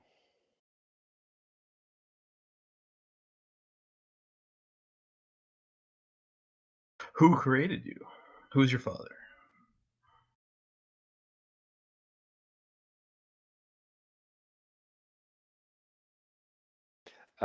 He doesn't answer. Was his name Frank? Last name Stein. I had a brother in arms who had a good name. I have not seen him in some time. People have the same name though. I'll call you Leland.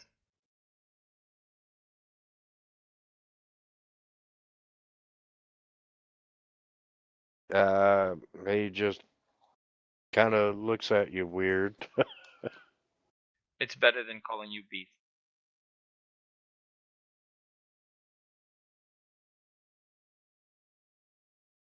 Can you calm down, Leland? I'm here to talk to you, not harm you. And hopefully clean those wounds. I'm looking at the guard again. Where's my bucket? Yeah, the guard brings you a bucket and a rag. Alright, I'm gonna wash him off.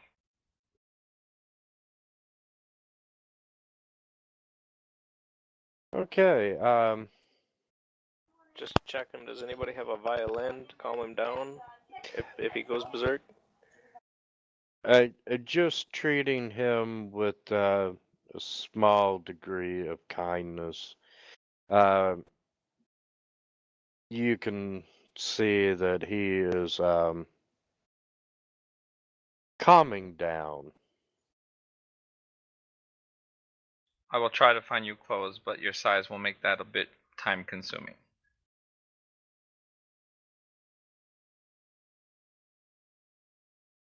Okay. It helps. People around here like clothes. Some of us. You wear a mask. What are you talking about? You like clothes from head to toe. I might like wearing clothes, but I mean, doesn't mean I like seeing people in clothes.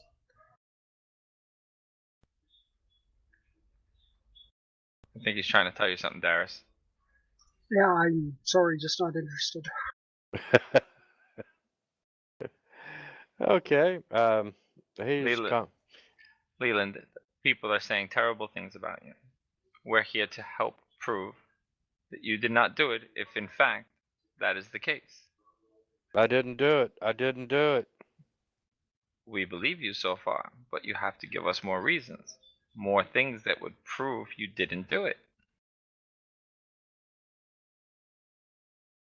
For instance, someone said you were in Morast. Were you in Morast? A swampy land. There was swampland, right? I kind of look around towards the other people because someone said swampers. Yes, it is swampland. You were in a swamp, were you not? No. I didn't do it. I wasn't there. It's okay if you were there. You still might not have done it. You need to be honest with me. As honest as you can be.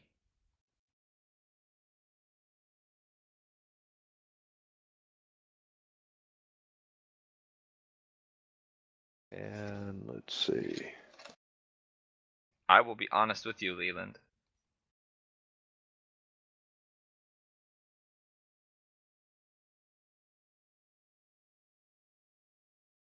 Um,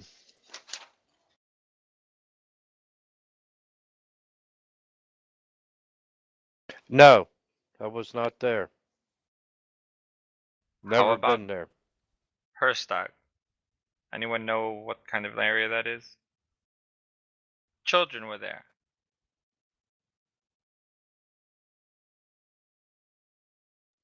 Perhaps there was something terrible going on. Or was that the asylum? A fire. Were you at a fire? No, I don't like fire. Fire True. bad. But Fire were you near hurts. one? Fire, bad. Were you brave and went into a fire anyway? No. And when you mentioned the children of Herstag, uh, you notice he didn't answer. I go back to Herstag. Herstag, were you in a place with children?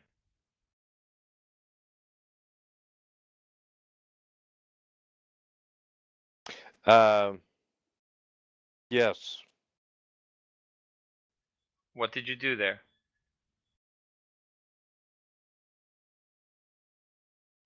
I'll get. Alright, Torian. I made a friend. You made a friend. What did your friend look like? Elsa. Pretty. She had a name. Elsa. Wonderful. That is a Somebody pretty starts name. singing "Let It Go," I'm hanging up right now. Do we know someone named Elsa? That sounds familiar. No, just a coincidence. Was Elsa your only friend that you've helped?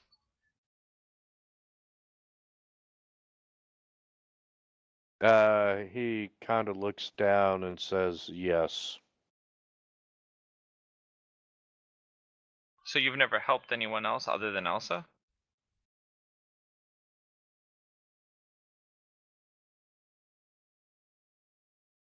She was my friend. Was your friend? What happened to Elsa? Uh, Elsa died. That is tragic. How did she die? I killed her. She delicious. Whoa. Give me just a second to best describe that for you.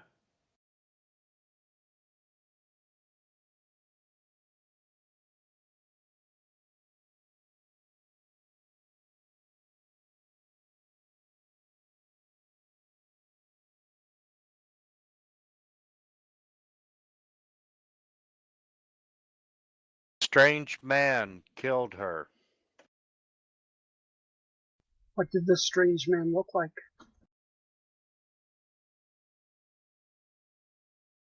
Did you see him?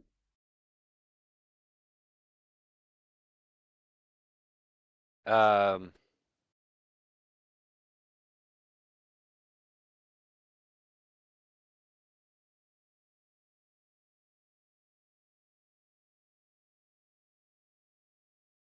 Dark, many eyes.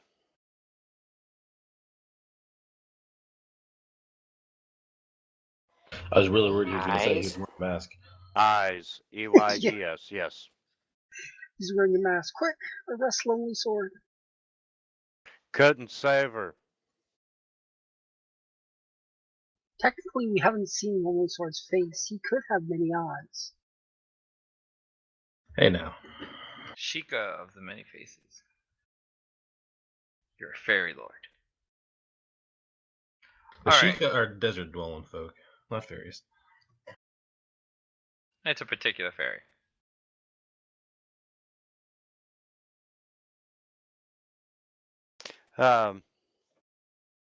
Elsa disappeared. Me went looking. God, it's hard to talk like an idiot. So you didn't see her die? I saw her die. She went missing. Found trail. Followed. bad guy. Okay, Leland. I'm gonna go now. Killed her. I couldn't save her. Leland, calm down. I need to go now. I need to talk to other people. I'll be back to make sure you're okay. And he kind of looks up at you with these big eyes and goes, "Are you my friend?" I am, Leland. I put my hand on his. And you can see that this hulking giant just his demeanor just becomes, grateful and, very gentle. I'm Villager, Leland. Your friend. Okay? Villager, friend, You can call me V if it's easier. V, friend. Yes, Leland. Friend, friend. Don't give them reason to harm you. And then he pets the bunny Stay rabbit calm, to death. Leland. Villager, friend, love him, pet him. Don't call me George. Okay. So anyway, I guess you're wanting the guard's attention so you can get out now? Yep. I'm like, all right, I'm ready to leave. Okay. What's your? And I asked the guard's name. Villager, friend, no leave ever. Bill. Yeah. I'm Bob. All right, Bob. Thank you, Bob. You've been very helpful. That's my name. How dare you steal my go-to name? Well, only if I knew Lonely Sword's real name.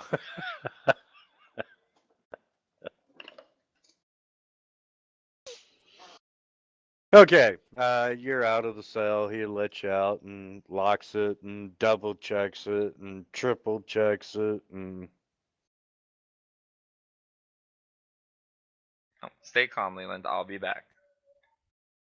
friend. Yes.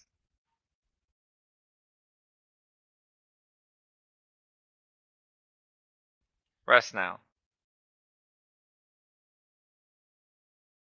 Okay. All right, I'm not gonna really talk about anything until we get outside.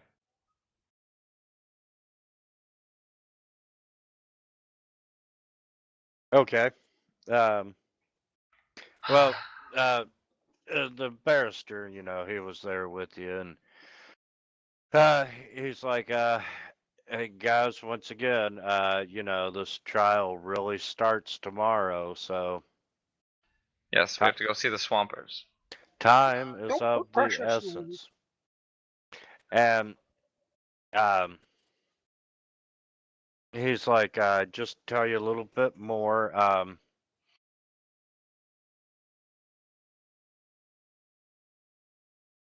Let's see. There's 3 sisters that wait, where are we going? We're going to the swamp. Wait, are we going to the people from the swamp, or are we going to the swamp? Give me just a minute and I'll be a little more descriptive of where you're going. Sounds good. So, anyone have any comments about Leland? Whatever seems you very do, don't let him simple-minded. pet you. My guess It's would be very somebody. possible that he did this stuff and simply doesn't remember. Yeah, my guess is he's either that or somebody's used him or to tricked him or something like that. Possibly the man in black. And It's possible that probably there's a mix of the truth in all of them. whoever created him might be able to control him without his knowledge as well, because he was definitely at the library, but he says he wasn't. Well, he said Right. he didn't remember being there. Exactly. What I was worried about is I think you asked like if he was at the university, and that might be what we, obviously his intelligence is very low, so he might not have recognized the word, might not know it as that.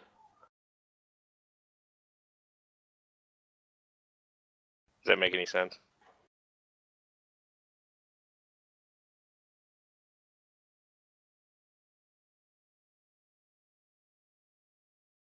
Sorry, he might what? I was afraid if he doesn't know what the term university means, he wouldn't know what you were asking. That's true. His vocabulary wasn't that great. Okay. The barrister says, now, what happened in Marest is apparently the beast was only taking lone villagers at night. He became bolder, began to attack houses. Well, one night they set an ambush, armed with torches and whatnot. Um, Armed with what? armed with Torches. torches. Oh, torches. Um, That really sounded like something else to me, and I was very curious. the locals attacked and wounded the creature. The beast took off running. The swampers gave chase in their boats. They pursued it to a village boneyard, where it was attacked by a blood caiman, which is a green-scaled reptile that looks like a miniature crocodile. Um,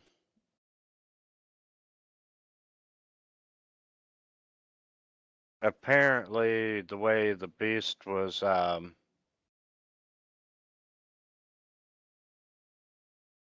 yelling and so forth, they thought that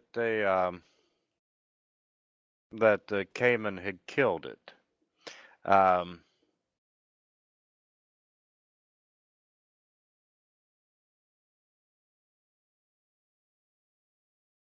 let's see. And during all this, the his blood ended up, it tainted the villagers' burial ground. And, they had to abandon the burial ground and build another one. However, the swampers thought it was a small price to pay for, having the thing actually dead. And hearing that it was alive was the reason that, the eyewitness come forward to tell the story in the first place.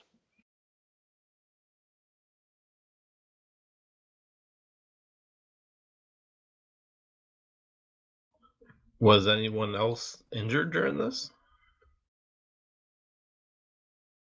No one was killed, there were a few. So he was kidnapping people at night. What was he doing? Uh, uh, Kidnapping and killing people. Oh, And then the villagers, set a trap for him.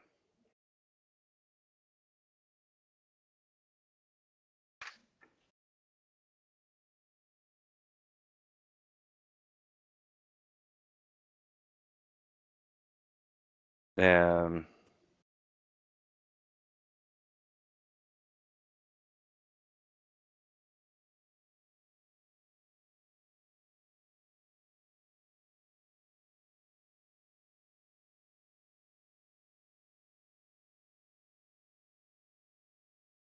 And there's swampers here, you said, that are the eyewitnesses? yes, there's one in particular that is an eyewitness. And he's late. A-Z-N-E. Losny. And yeah, he's the one that come forward.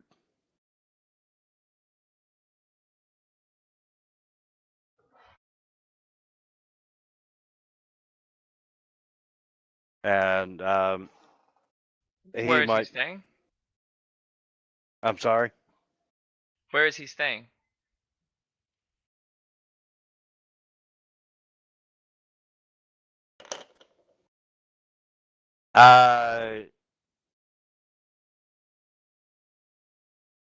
Well, considering it's only 8 miles away, he's probably just going to come in tomorrow for the trial.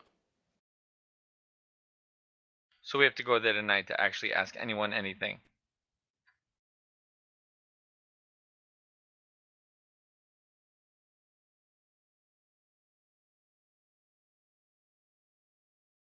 Um,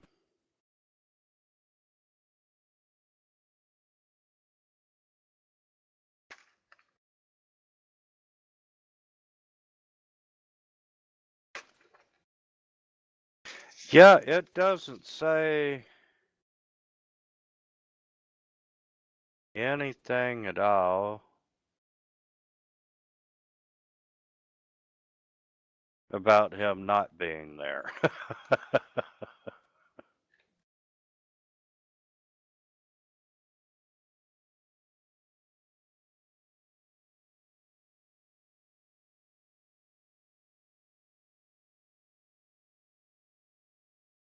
So, I'm looking around. Anyone have anything on this?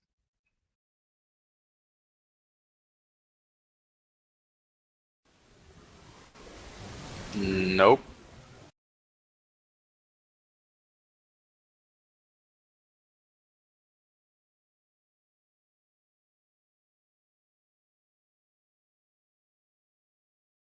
I mean, crocodile wounds would have probably, or something like a crocodile's wounds, would have been apparent, I'd imagine. Yeah, I would sure think you'd be able to see that too. actually, this guy is the village elder.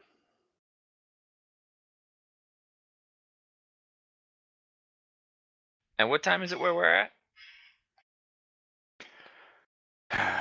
um, God, now it would be close to 9 o'clock.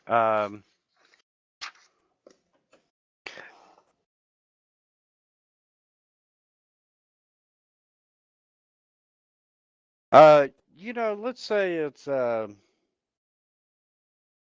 let's retcon the time a little bit and say it's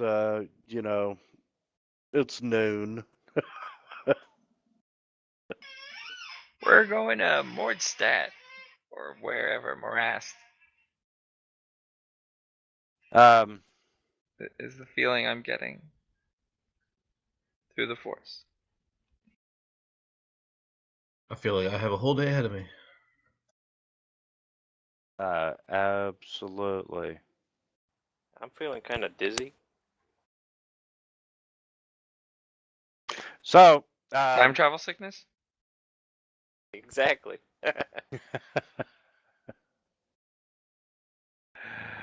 um, so anyway, you're headed to Maratz.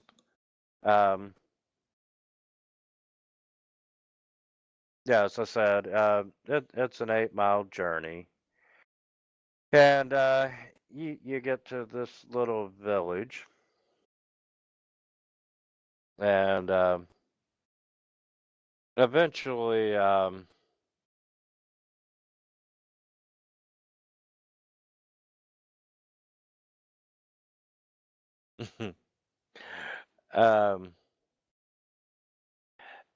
you you end up coming in front of the village elder, and he is a grizzled middle-aged man. He's got dirty gray hair and skin the color of swamp mud. And he's chewing on a foul-smelling swamp weed. And Can I do something before I meet the elder? yeah, On the way in, I want to be I've heard that, at one point, this is the place they thought the beast of Lepidstadt died. And I want to ask people, I'm like, did you see it? And when anyone like says like they saw it, I want to be like, what did it look like? And I just want them to take the description. I'll thank them and go on my way.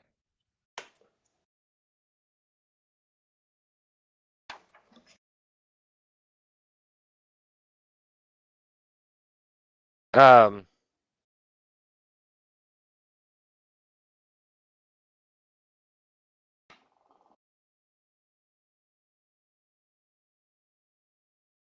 yeah, they My main question is, do I get the same answer?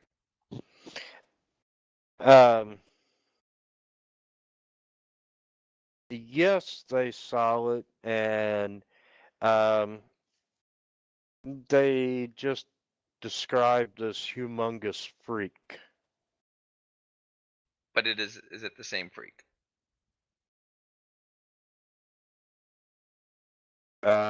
From they're convinced that it is. No, I don't. I'm not asking them. Oh, is it the same? I asked them like, oh, was it 10 feet tall, or was it 12 feet tall? Oh, you get the typical variant answers. That's what I'm checking for. Okay, then I'm happy to go to the elder. 3 of them say it's 15 feet tall. Another one says it was 120 feet tall and had black skin. I'm thinking Dr. Noonan's son created a data and a lore. That could shoot fire bolts out its ass. Exactly. I saw a TV episode where they staged some crime in the middle of a busy street, and they asked people what color the car was, and they asked 20 people, and they got 7 different colors. I believe it. Eyewitnesses are not the best. Have you seen? Oh, it's some sort of like training video, but they have a couple of people in the room, and they're throwing this red bouncing ball back and forth to one another, and they're asking you to count, how many times a man caught it, how many times a woman caught it. And in the process of watching this, there is a guy in a monkey suit that walks across the screen. I've heard of that And one. yeah, you're so concentrating on, counting the ball or whatever they wanted you to count. You truly don't see the monkey until it's over and they point it out. Yeah, I remember hearing about that one. They asked them, all right, so how many of you, how many times does the ball go to the males, how many times does it go to the females, and the monkey in the. Yeah, it was wild. So, but yes, you get all kinds of variant answers, but just no one got a real close up look at it. Okay, that's enough. We can go to the elder. Okay, and the elder, he looks up and says, "More city folk. What do you want?" Have there been a lot of other city folk?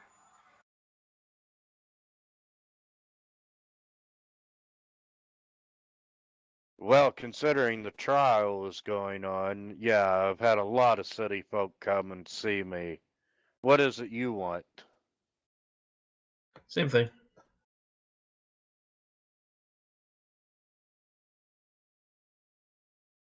Want to hear about the beast?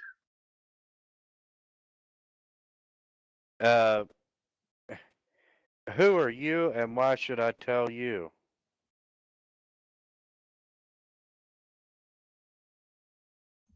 We work for the whatchamacallit. What are Courthouse. they?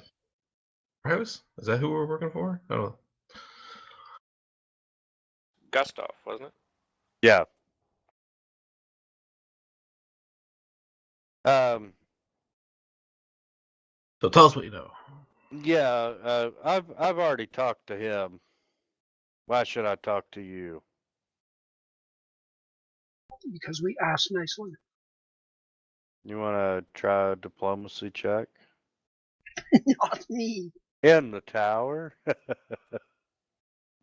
As he says that, I'm going to put my hand on my dagger nicely, because you don't want us to ask the other way.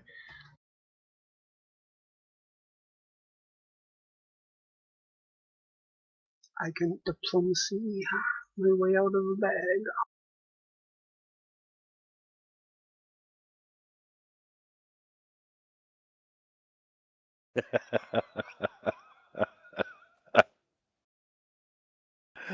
That was pretty evil sounding. Well, yeah, you rolled a natural 20, which gave you a 19.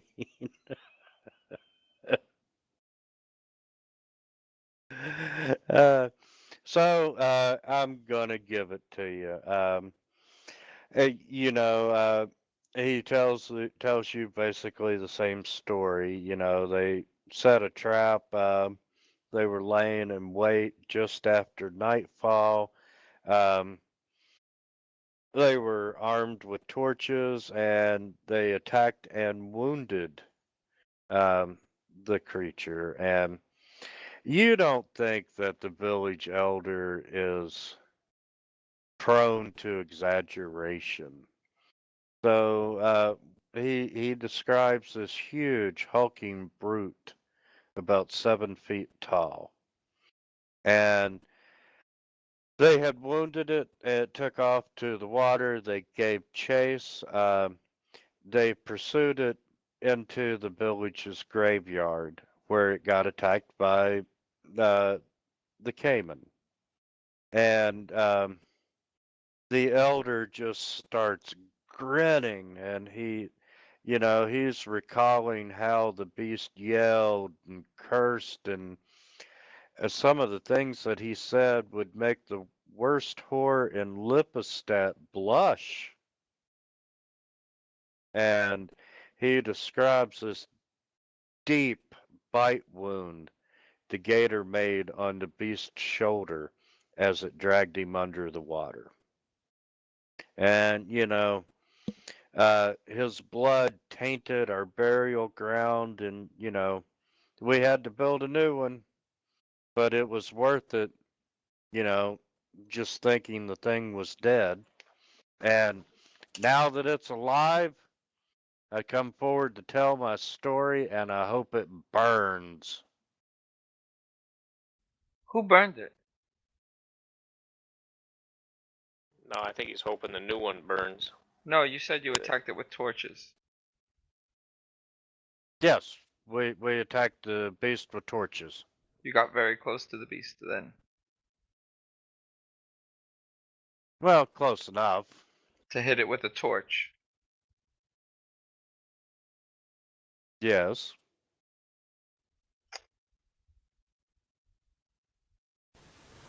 That seems a little unlikely given his reach.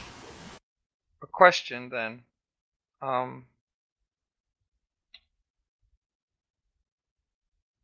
Man, Villagers really sounds like one of those know-it-all asshole detectives. Yeah. I loved Columbo.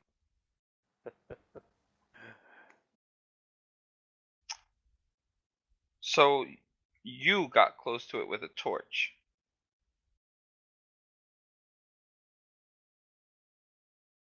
When you say elder, I'm assuming dude's not that young. Well, he personally didn't. Villagers did.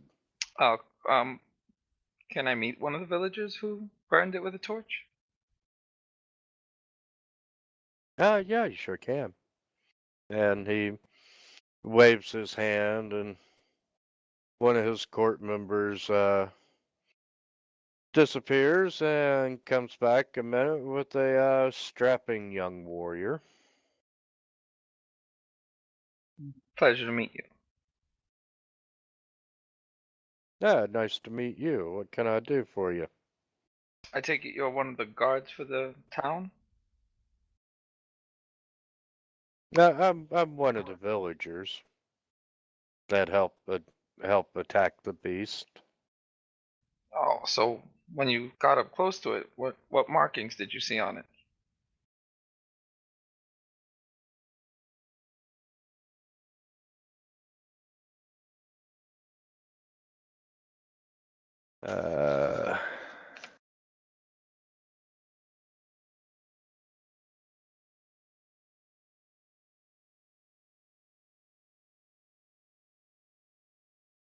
Let's see.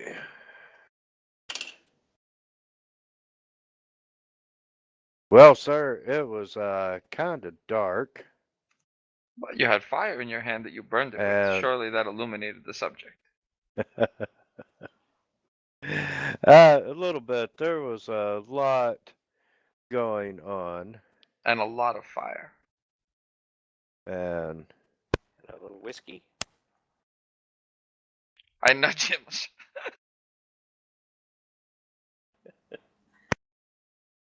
Little case of delusion? No. um,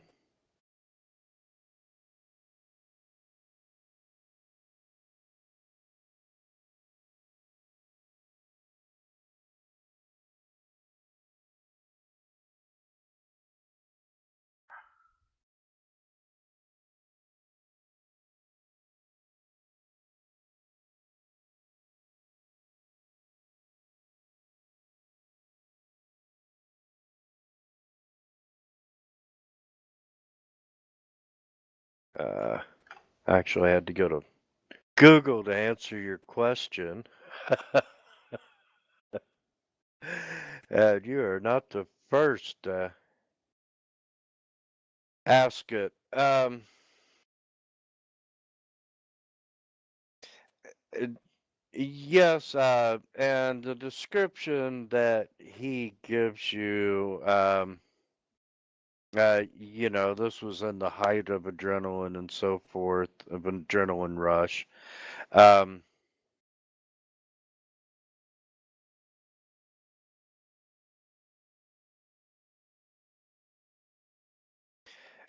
he gives a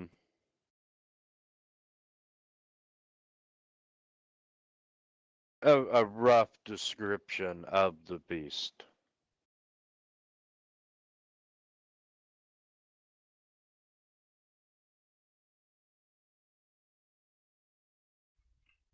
And then the blood of the creature poisoned the swamp, the burial ground. Yes, and it was such.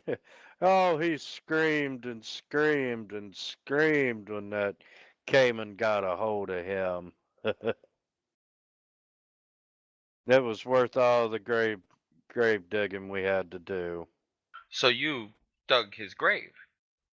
No, where we had to move the graveyard. And what happened to the body of the beast? Well, we figured the gator got him, but we were wrong.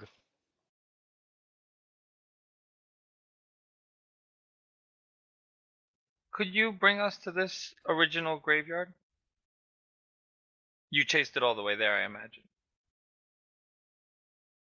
Yes,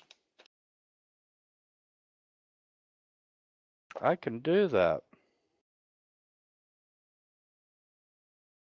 And I look at Torian.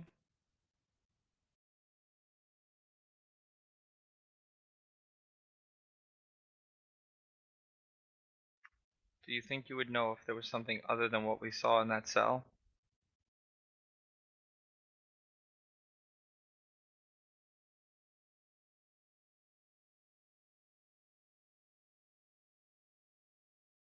Well, Should it we would depend assume how that long Torian ago nods? it was, right?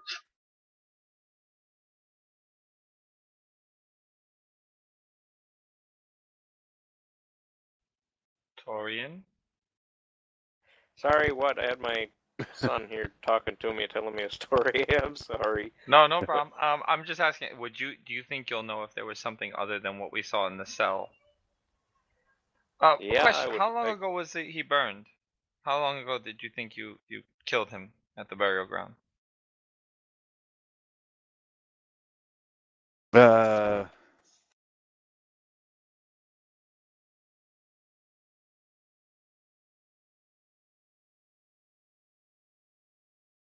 I just had a date on that.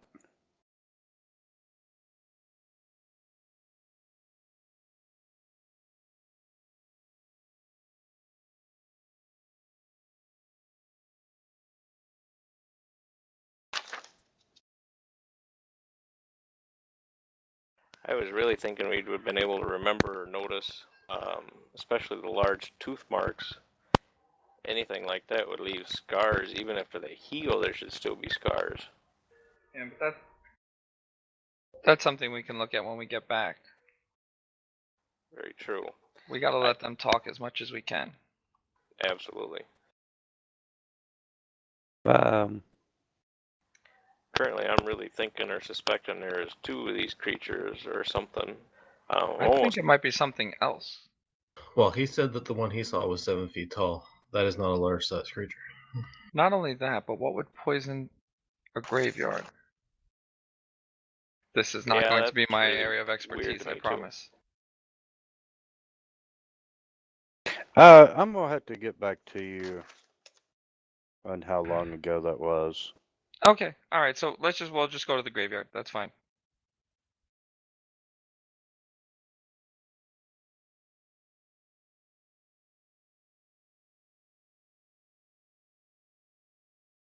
I will let more knowledgeable heads prevail in the graveyard.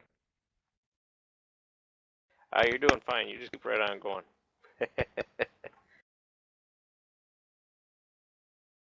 Damn it, I just saw that.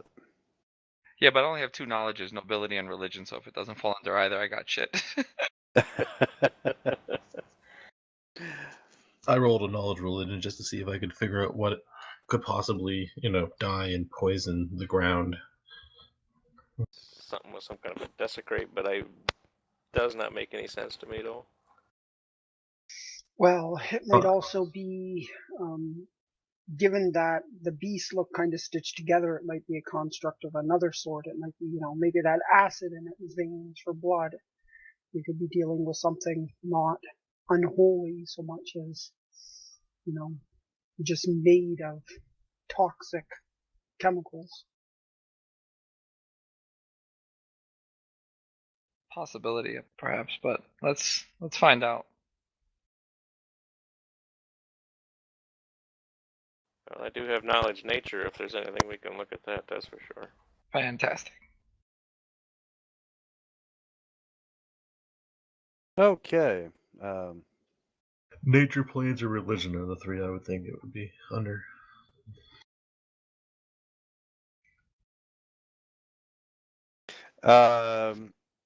Yeah, right now you have no idea what would cause it. Well, we'll have to go and see what the poison is. Okay. We have 2 alchemists. Kick-ass guys. See, this is the boneyard.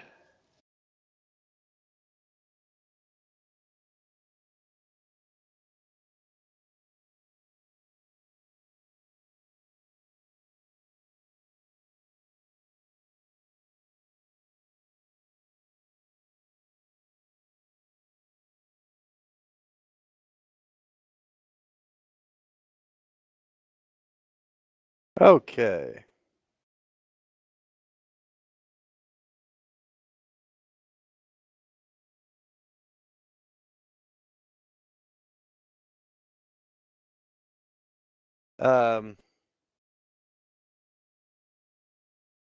Anyway, Bob Jr. Puts you on a boat and takes you out to a tiny, miserable island rising from the swamp. There's a tangle of trees covering its reed-choked surface.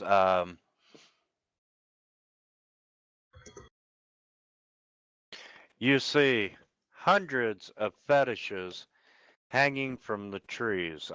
They're simple, roughly humanoid figures made of sticks and bound together with twine.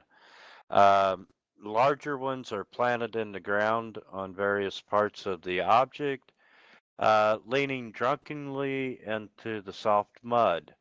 A large nest built of sodden swamp wood sits high in the burrows of a trio of tangled trees on the northwest side of the island.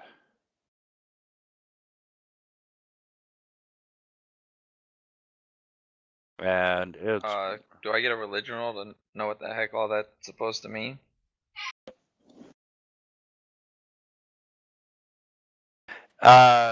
the fetishes and so forth. It's just their religion. Right, but what religion would that be then?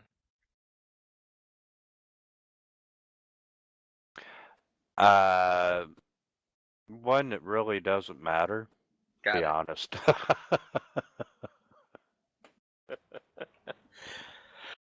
So I'm guessing this is just their way of trying to ward the area or whatever, protect against the. Yeah, it's just their superstitious lot and swampers, and just it's their custom. Okay, so let's get up there and investigate. Okay, and you all make landfall. So the beast swam through all this to get here.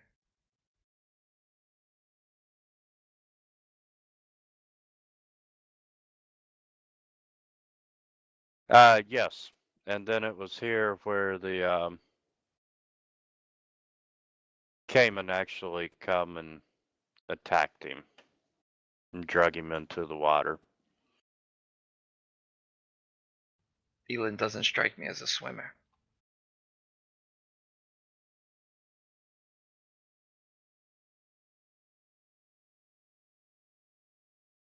Anything will swim if you bite it hard enough as a crocodile.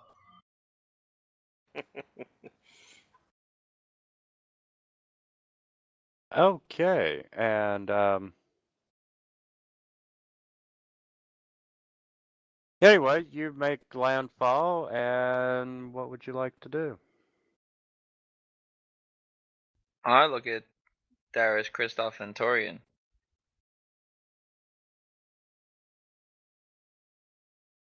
Why? Yeah, I'd like to make some searches around, Poison? some perception, and Creatures that ran through here. If there's a swamp, there's a good chance that there's been lots of creatures through here. But Torian probably should take a look. Because the footprints might be harder to find also.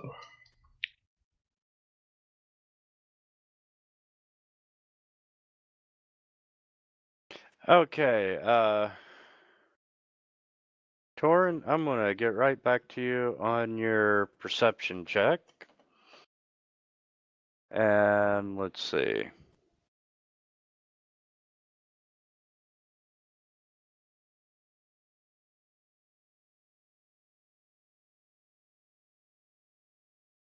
Okay, where you're at, you do see the remains of a campfire. There's a small fire pit. There's a water skin, half full of wine. You see some old trail rations, the remnants of it, and a curious glass vial. And at the bottom of the vial, you see the dried remains of some green substance. I think that's definitely something for the alchemy group to do. Alchemy or Arcana?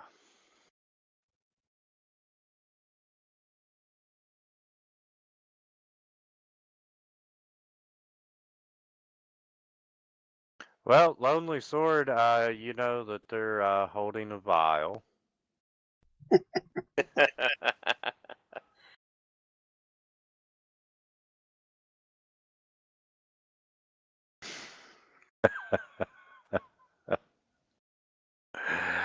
um, I stepped out of range and just came back to that evil laugh.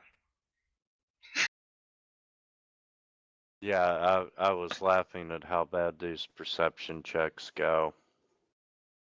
Wow,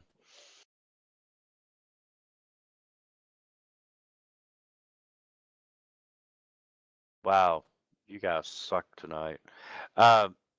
Darius, you do recognize it as a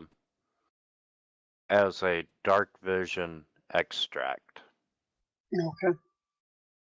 So I recognize the fact that was probably an alchemist who prepared it then, if it's specifically an extract. Yeah. Okay.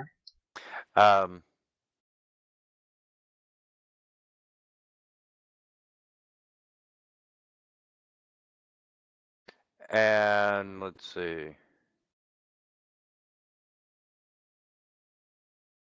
Is this one of your campsites? Looking at the villager. No, we don't camp in our graveyards. Was this here when you were here?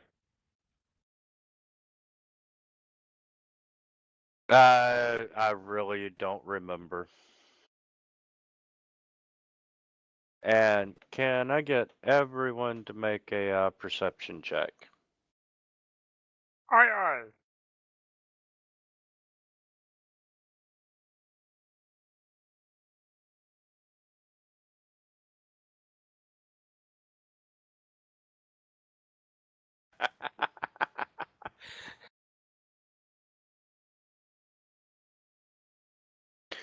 Well, the panther is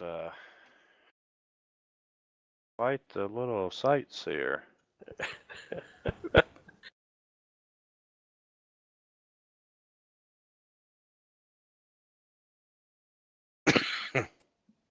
Excuse me for just a User in second. your channel timed out.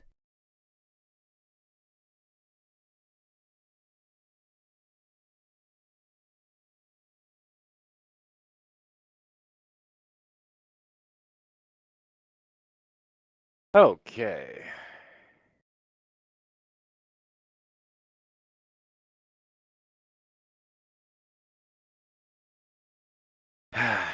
And let's see. Everybody.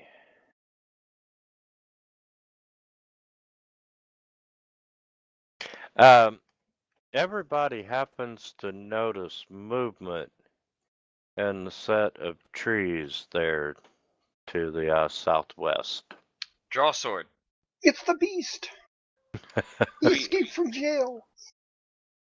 Is there somewhere on the map where you're doing this, or is this just? Oh, my apologies. I didn't share the map.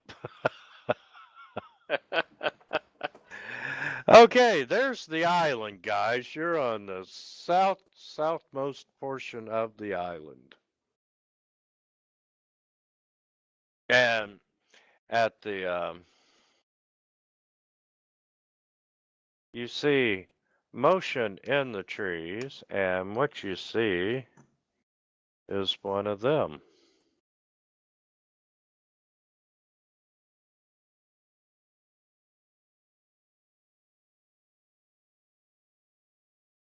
Shit.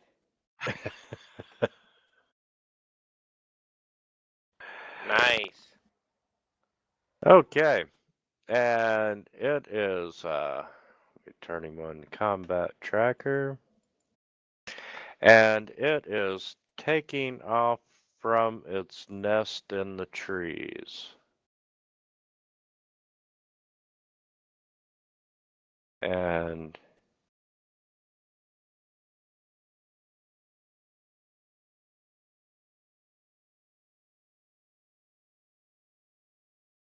And it comes flying around to the corner. And would everyone like to roll for initiative?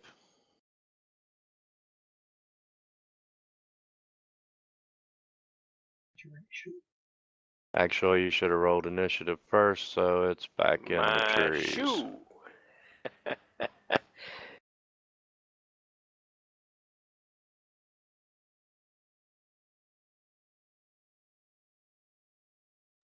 Did we lose summoning?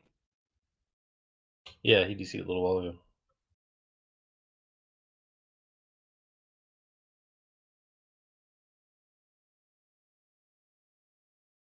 Did we decide that Bahira was just going to go on my turn or right after me? Is that how we were going to do that, I think? I thought so, yeah.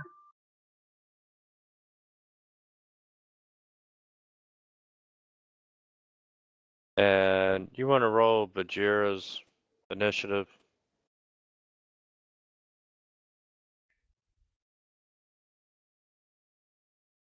That's freaky. You know that, right? Torian and him being the same. Exactly, yeah. Meant to be. Okay, Darius, you are aware of this large creature climbing out of the trees.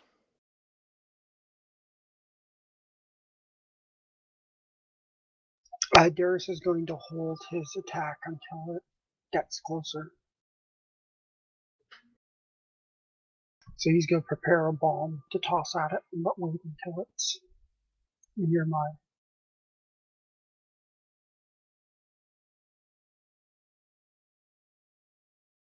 Okay, and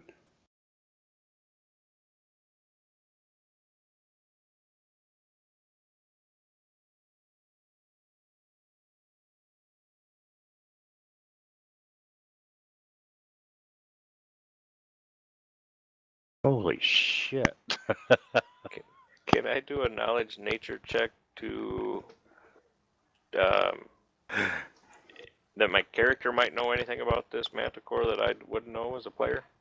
Yeah, go ahead and Are they nature?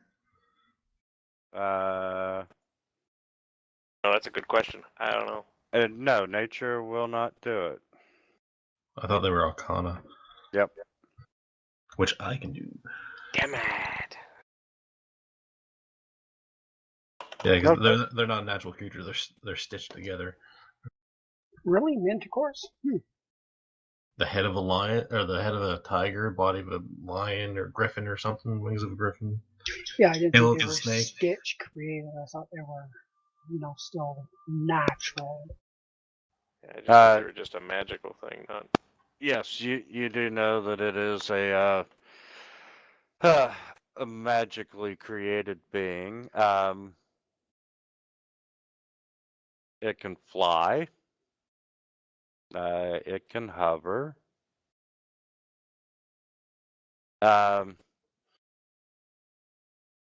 It can bite. It can claw, and the best part is, with a snap of its tail, it can let loose a volley of 4 spikes that has a range of 180 feet. Damn, that's a range. Holy shit. And all targets must be within 30 feet of each other. Yes.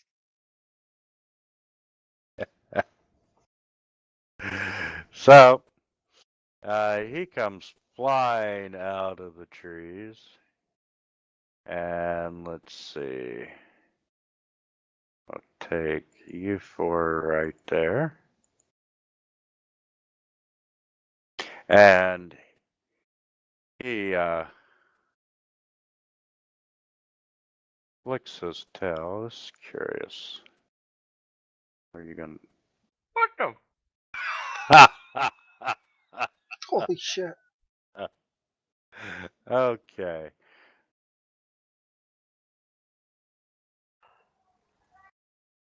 Let's try it that way. Yeah, I clicked on the full attack. So each one of you got attacked 4 times.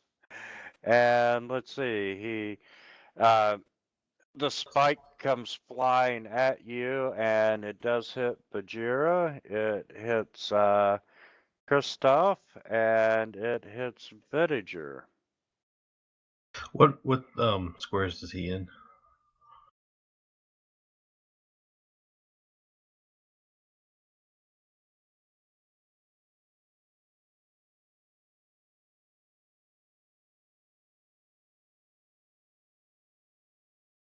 And does.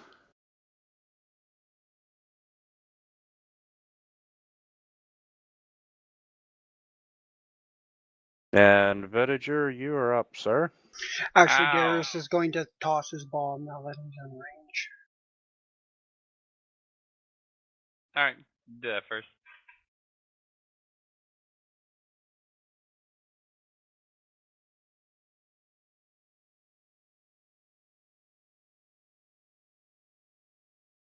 Vidri, you get the right side, I'll get the left side.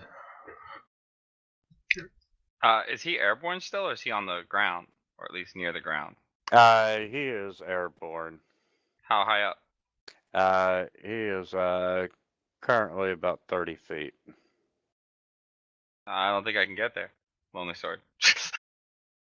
Oh, I didn't know he was up in the air.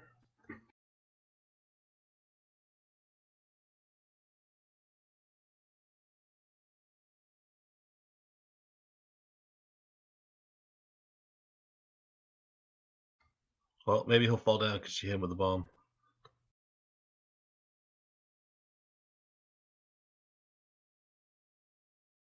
Okay. You want to do a move action, Villager? The bomb hit him. Does he have to see if he falls? Yep. What is that, reflex? I need that fly It's check. It's a fly check. Ah. Things that fly with their wings, or they take damage while they're in the air, they have to make a fly check. I think it's 10 plus the damage taken. I think. It's probably listed under fly. Yeah, he didn't even make the 10, so. Hold on, let me go read it. Make sure. I'm on the page. Oh, what happens when they fail? I don't think they fall all the way, do they? No. All right.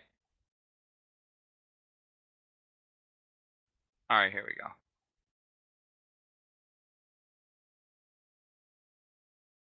Attacked and silly. There we go. Okay. Attacked while flying. You take damage while flying. You must make a DC 10 fly check to avoid losing 10 feet of altitude. Okay, so he's at 20 feet. Ah, great. Just as crappy. Well, it's 10 feet less crappy. Which part True. of him is the 20 feet? Is that the bottommost part? I guess. Yeah. You generally. Yeah. Okay, I'm gonna move up, pull a dagger so I'm in closer range, and throw it at him, because that's what I got.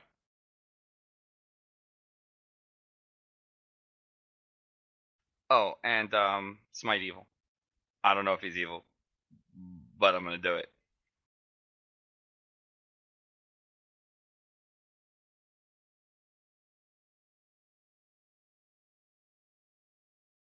So, we'll see.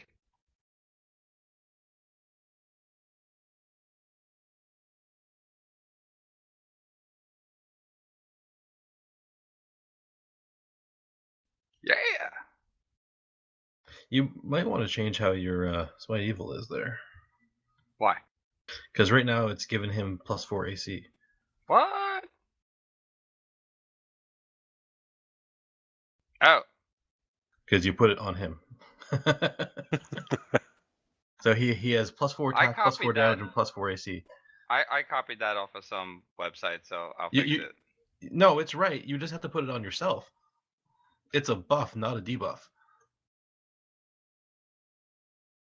So you target yourself, put it on yourself, then target your manticore and attack.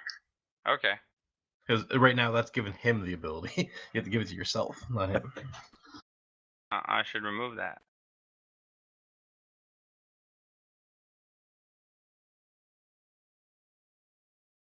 Is that better? Nope.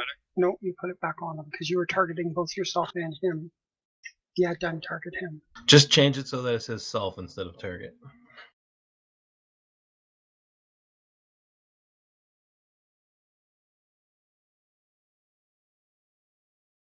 Okay, I'll fix that in a second, but alright, that should work for now. Alright. Did I hit him?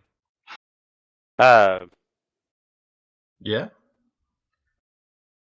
Even with Yeah, his you did. +4 AC.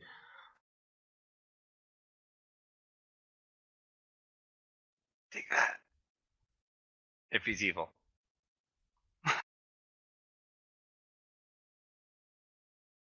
And yes, he is evil. Yeah, make another fly check.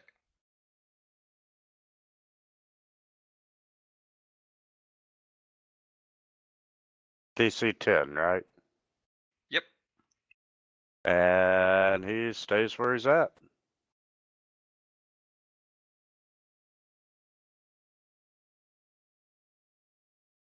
This beast will get away with my dagger, I know it.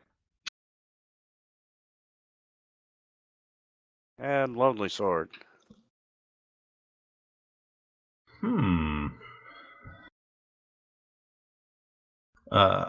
I will pull out and throw.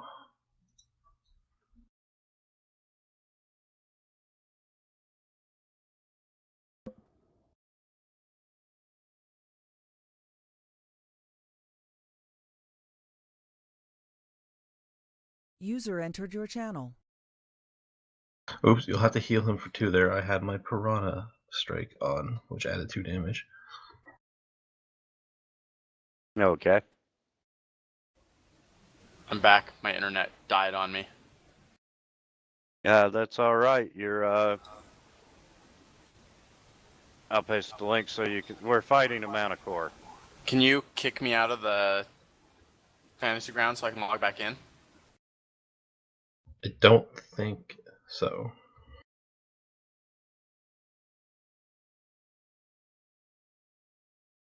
Oh, there you go. Well, I think he just unlocked the character. Yeah, actually, I think I kicked him instead of unlocking it. That's what he wanted. So if you actually could do that, that's good. I didn't think you could. And I'm gonna clear the owner just in case. Make your fly check.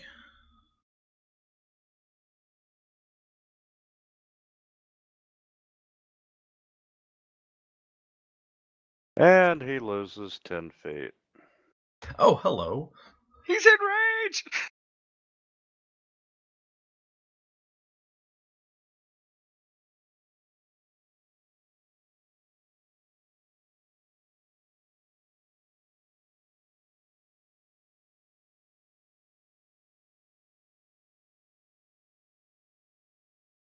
Anything else you want to do, Lonely Sword? No, that's it. I did want to mention that I've always found the 3D portion of this very confusing, especially when people use, oh, he's 10 feet up. What does that mean? Does that mean he's in the second square up or the third square up? Because both of those touch 10 feet. Well, it would be the third square up. If you count it, if you do 5 feet across, you know. Well, the first All time. the first square is 5 feet, the second square is 10 feet, and the third one's 15, isn't it? Could you share the map? Yeah. Well, he would be 10 feet off the ground. Which is within melee range of us, but the 10 feet also ends at the 15. So if he's 15, he's touching the 10. See what I mean? It's confusing. The bottom of him is 10 feet up, and then, he's about 5 feet tall, so, he goes up to the 15 point. That's the way I look at it. Yeah.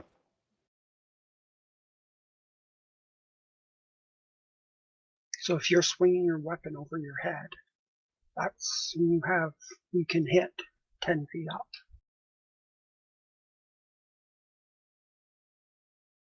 Well, if you have a sword. With a dagger, you can't. The game doesn't look at that. It looks at squares. I know, but if you're going to be realistic. I wasn't trying to be a realist. I was just we've had confusions about that before in the other game because the GM was like, "Oh, he's 20 feet in the air," and we're like, "Oh, well, I'm 15 feet tall and I reach 5 feet, so I can reach 20 feet." And he's like, "No, he's in the 25-foot square, but he's, he hangs down into the 20."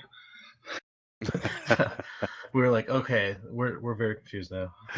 Absolutely.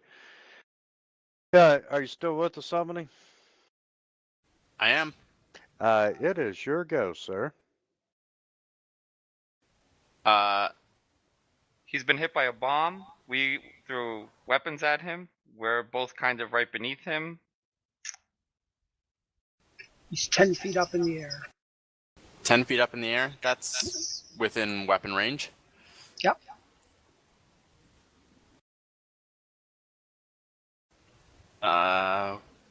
Okay. Give me just a second to get effects set back up. Yeah, not a problem. Your magic weapon is still on.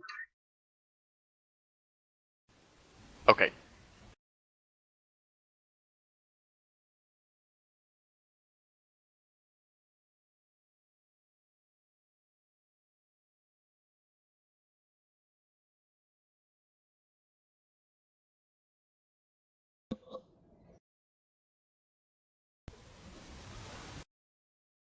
Oh, and he is not happy.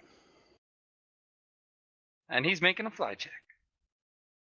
Yep, that's right. And he made it. Alright, I'm just gonna pretty much shoot my arrows at him, see if we can't pick him out of the sky.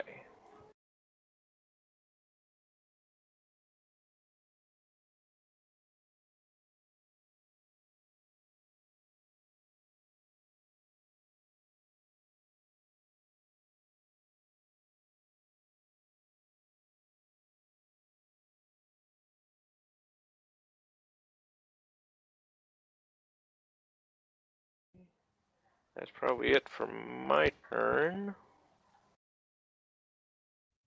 Okay. Now the question is, I don't know if I'm really going to be able to, Bahira going to be able to do much.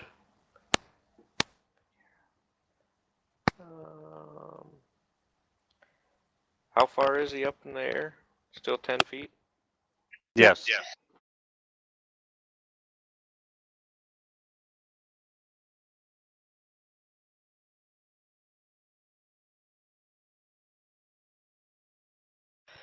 I think I'm just going to have her defend for right now. Defend me. Okay. Not really sure what kind of a... Do you think she'd be able to even leap up that high to even do an attack? I think that might be kind of pushing it. Yeah, I think it would. Push it.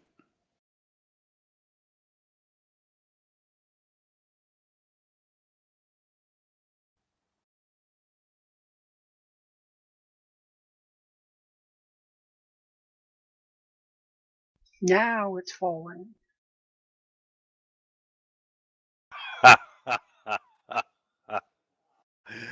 Yeah, it got a -1 on its fly check, but considering it's dying. Damn it, I didn't get off a second round with him. Damn right. Gee, guys, you know how to ruin a guy's good night.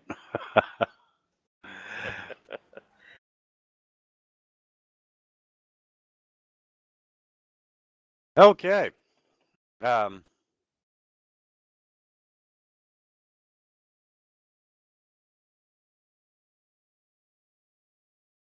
the Manticore falls to the ground and just bleeds out.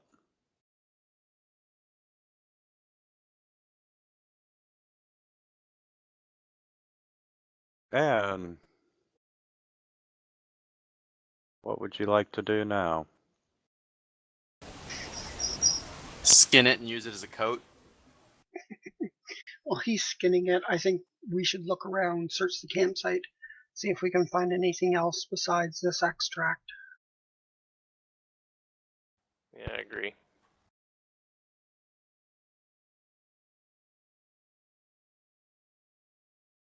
Okay. Yeah, and I get everybody to make a perception check.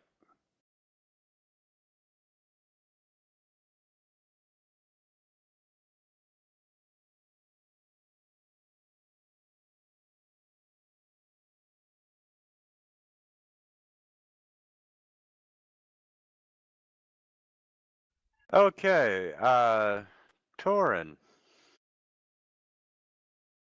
Yes, sir. We're just gonna put you up around on the island. You identify 6 graves that appear to have been tampered with.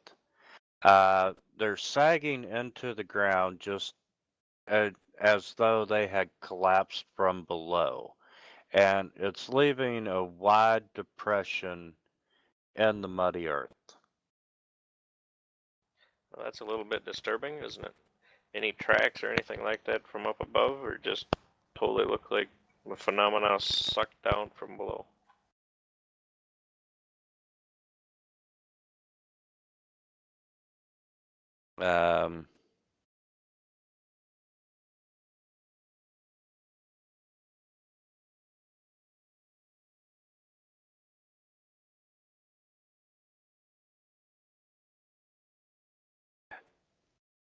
You're not really sure, however, just by the dirt that has sunk, you're pretty sure that all 6 graves are empty.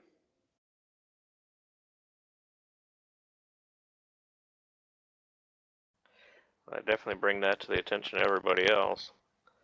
But there's definitely no tracks around around the graves up on top. No, not that you can tell. We should treat our injured. Can I get Kristoff and Bagheera near both of them, but away from the Manticore? Yeah, you sure can.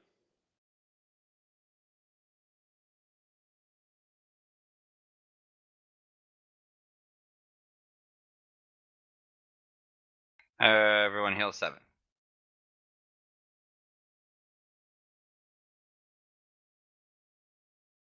And Lonely Sword.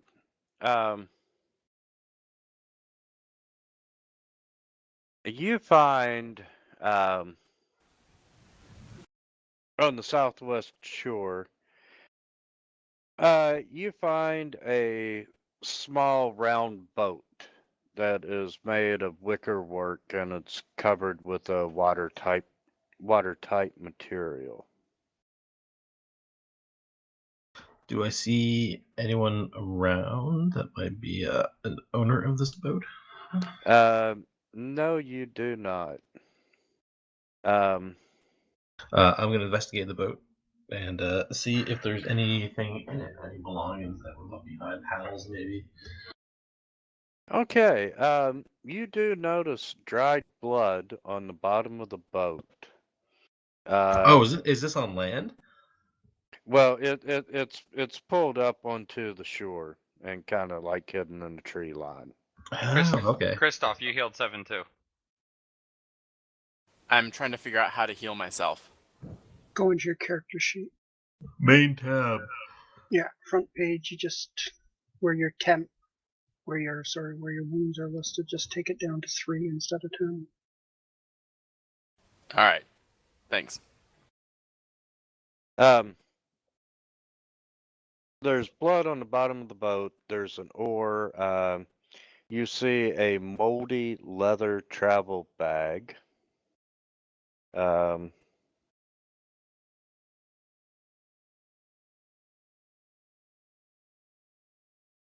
And you see a length of rope stretching from the boat into the waters below, or I guess behind. Yeah, it's tied up at the shoreline.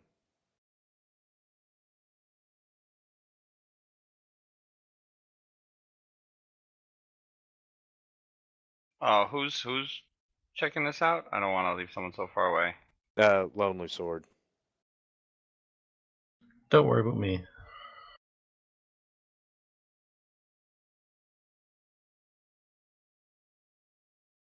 I would never die without taking you with me. That's why I got to keep you from dying. I'm sorry, did you say that rope was going down into the water, or it was tied up to like... It's tied to the boat going into the water. Let's Okay. pull the rope up. Kind of like a tow line or something from one place to another, maybe? Can I get you to make a strength check? Who's doing it, me or Lonely Side?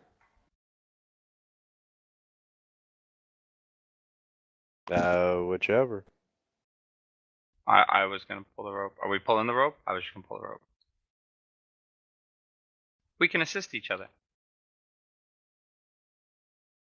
Well, I only have one hand, so you're pulling. I'll pull out my kukri and guard us in case something attacks. Okay. You pull up a very large. Yeah, you pull up a very large, heavy sack. And Is it bloody? Um,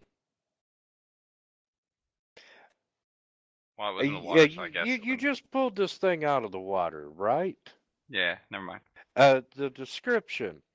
The sack is very large and has dried blood soaked into the fabric. Okay. Okay. let alone, it's got a rope, a gag, a rusted lantern, a trio of heavy knives, and a rusty shovel. Who throws that shit in water to hide it? Sounds like a Saturday night to me. That's what's in the bag. Yeah, that's what's in the bag that was in the water. Now, you do have a bag that's in the boat. Let's open the bag in the boat. Okay, you find a damp artisan's outfit. It's a shirt, pants, shoes, and a cloth apron. And a vile object. It looks like it is a detached human face. Oh I joy. hand it to Darius or Kristoff. This is clearly for you to look at. Kristoff's closest. I wouldn't even know what skill to use on detached human faces. Probably heal. I know it's not my skill, so. Wait, I have heal, I think. I have nature, I don't have heal. I do have heal. I'll roll it in case it matters. And yes, it is a detached human face. All three of you are pretty confident about that. Guess we can't figure out the reason for putting a detached human face in a vial. And can I get you all to make another perception check? If that villager tries jack shit. Well, what do you know? The villager is trying to jack our shit and run away.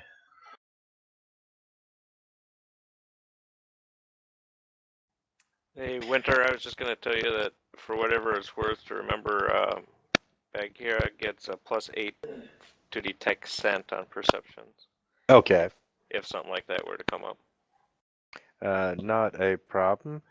Torin, you notice a leather-bound case that's in the undergrowth in the trees beside you.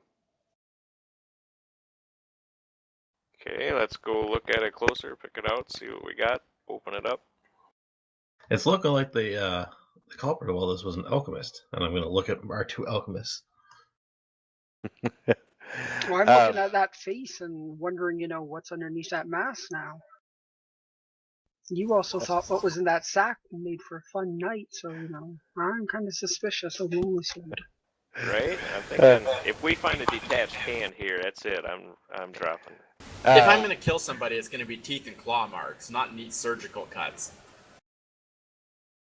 Yeah, that's funny that you should say that, because in this case, you find a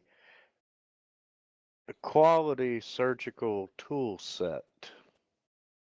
I thought for sure you were going to say detached hand.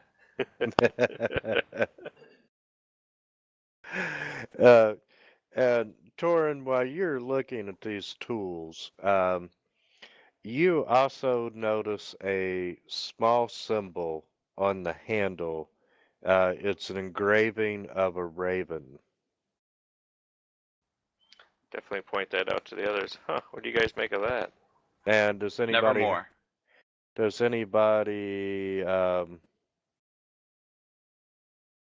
have a praise? You can do it untrained, so I will do it untrained.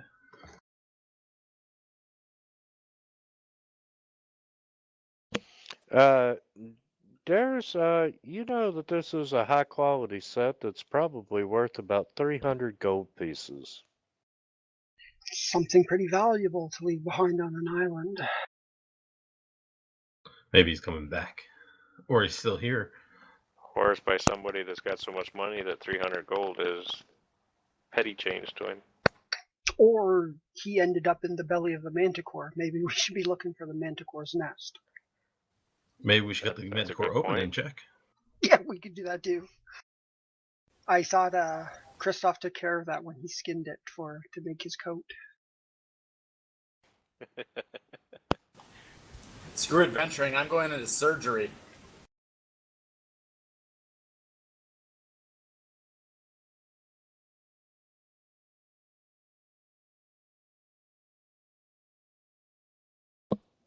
Okay. Villager, I'm sorry, I don't know your name. What It's was the Bob. beast wearing?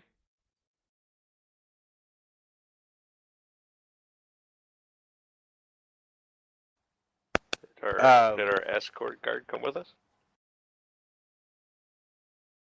He brought us out here, didn't he? He was he was kind of hiding in the bushes during the Manicore. Yeah, so he could stop trying to act tough.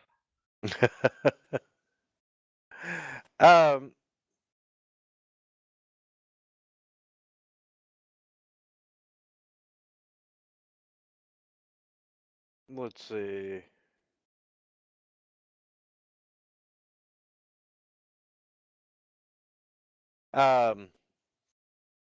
He was wearing torn pants and a shirt. A shirt. See, that's a problem. The beast. Nobody makes a shirt for them.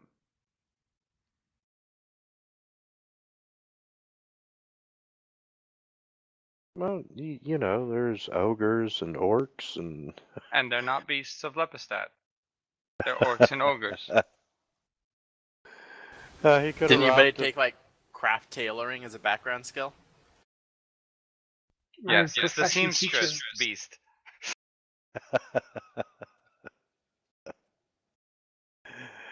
um.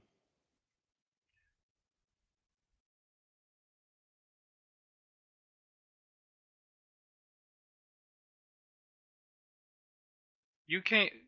These graves, open graves. Did you move these bodies?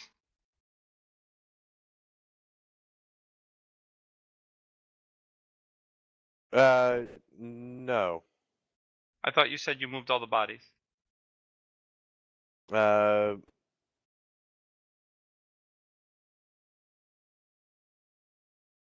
What's poisoned here?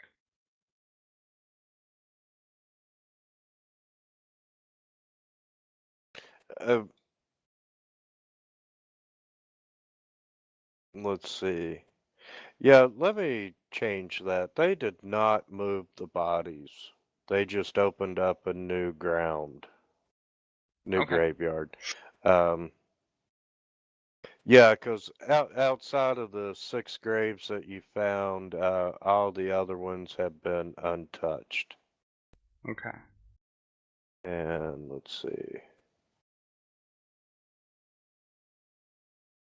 And the Manicore's nest is in the trees right above you. And so is the rest of the manticores. There's 10 of them.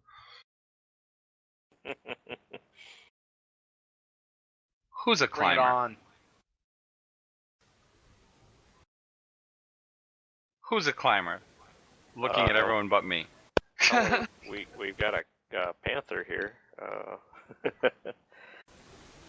I have pretty good strength. I could probably pull it off. How high up is it?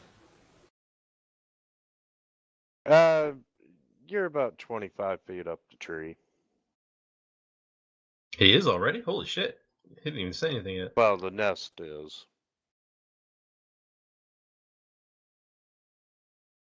I'll give it a shot. What time of night is it? Well, we changed it to where you all, it was like around noon, so it's probably 2 o'clock now. Oh, I'm totally free to climb up there. I can give it a shot myself. Race, we'll bet on you. Or I've always got the rope with a grapple, I believe. Didn't somebody get a grapple? Somebody roll a climb skill. Pussy up, gentlemen, pussy up. I've only got one hand. Come on. Get your asses up there. And just take 10 on the way up. Excuses. I can't take 10. I have a -2.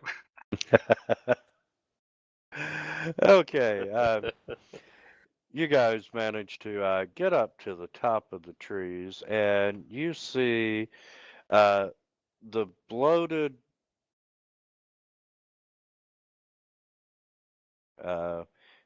they're not bloated. You see the remains of a corpse of a dwarf. An alchemist dwarf? I mean, who can really tell a bloated dwarf from a normal dwarf?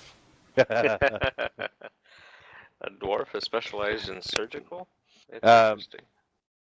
He is wearing a colorful patchwork coat that has numerous pockets. I search them. Tinker.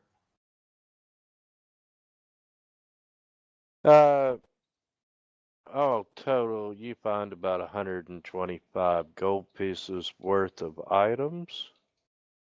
And, a masterwork short sword. I'll drop that down to everybody else. Are you yelling before you drop it? I'm not standing directly under this guy. And let's see, I need a short sword.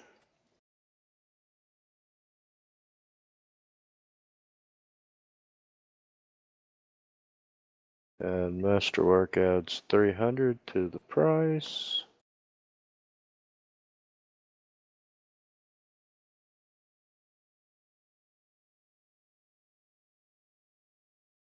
And there is also a wand of ghost sound. Ghost sound? Sound, yes sir. And let's see. Oh, it figures you wouldn't be in the library.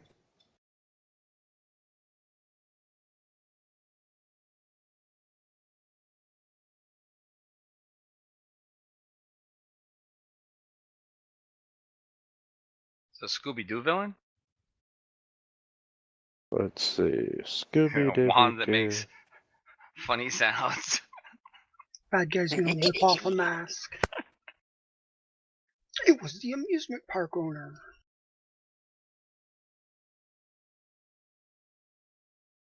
Yeah, it's a wand of ghost sound. It allows you to create a volume of sound that rises, recedes, approaches, or remains at a fixed place.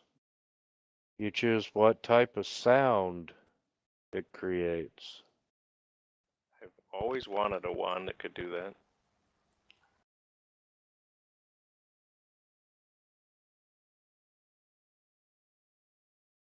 Well, it's got to be useful for something that I can't think of right now. Distraction.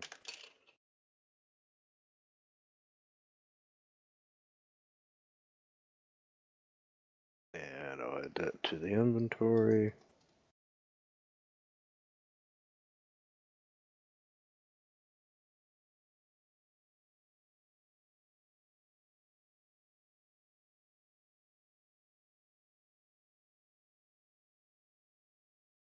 Yeah.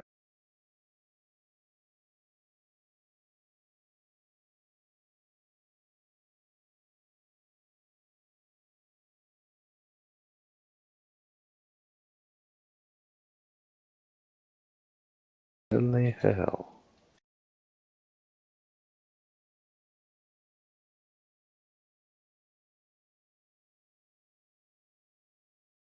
Okay, and there's only supposed to be 125 gold pieces. Have some gold, gentlemen. The rest of it is in the party sheet.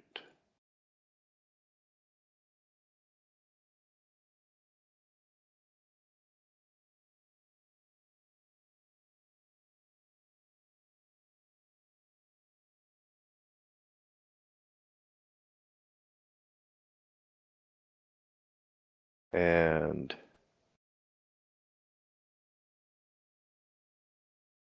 okay, who has knowledge nature? I Got do. Why don't you roll it?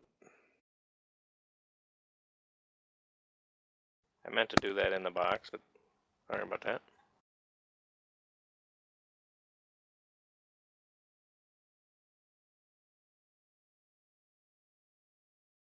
Okay,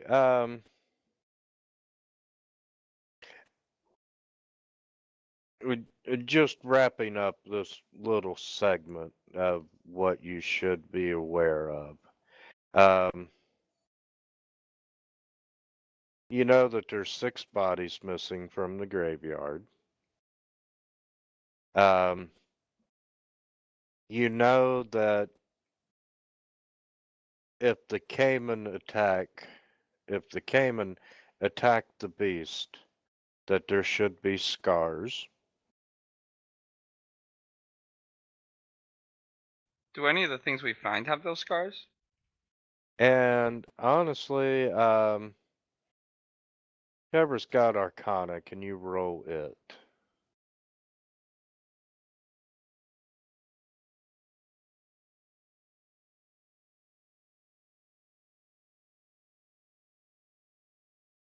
Okay, Christoph and Darius,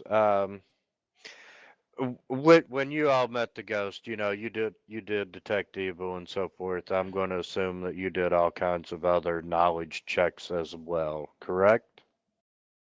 I'm pretty sure the correct Absolutely. answer is yes. Okay.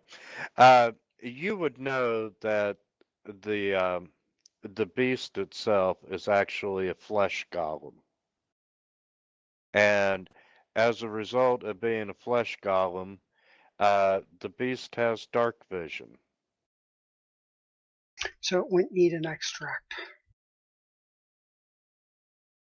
Correct. Interesting. And If it's a golem, it's definitely being controlled. A question. We don't know for sure. I've seen you guys have the marker up. Do you look different under a mutagen effect? I do. I have wolf muzzle and long, sharp claws. He also uses enlarged person, which would make him be 7 feet tall. Yes. No, it wouldn't. Unless you're small size to begin with. Well, it's going to make him look substantially larger than a regular human being. Yeah, I think he's going to be more like 15 feet tall, though, not 7. A normal person is like, 5 to 6 feet, assuming you're human or elf, which I'm pretty sure you are, and you double your height when you go a size larger. So he'd be significantly larger than 7 feet. Yeah, like 10 to 12 feet. Yeah, minimum. And guys, can we take 3 minutes? I gotta run to the bathroom. No. I refuse. Sorry, I'm going to anyway. It sounds like we got the majority here. You're not allowed to leave. I can take you with me, or I can leave you here. I'll be right back.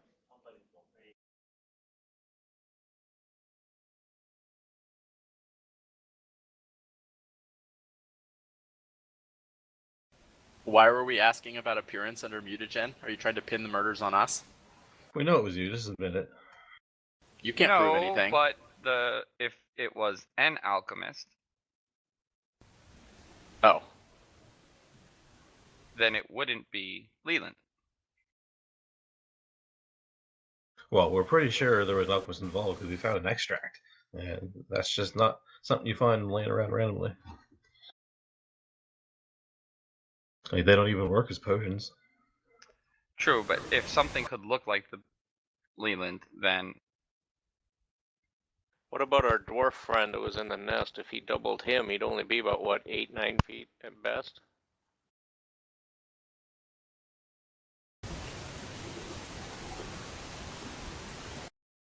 Aren't dwarves about 4 foot or so? Like, between 4 and 5, I think. Yeah. Yeah. There's a size chart that shows you what everyone has to be, and I think medium size ends at 8 feet. So if he's 8'1" or 8'2", he would be large. I was just thinking that guy from the village, the elder, didn't he say he was like 7 feet or something? Yeah, yeah, he's that's at what he 7. said. But he might be playing it where a dwarf doesn't wind up actually hitting the 8-foot mark, but still counts Yeah. as large, like wide and stocky as opposed to tall. Hugely bloated, if you will. Well, that's what I was just thinking. This dwarf sounds like he could be pretty alchemy type or surgical type or something like that. I think we better hope not. I don't think we're going to have much luck bringing back a dead corpse and saying this could be the person who killed him. Well, if he has crocodile marks, we could. So it's back up to the tree to search the dwarf body, huh? Yeah, probably.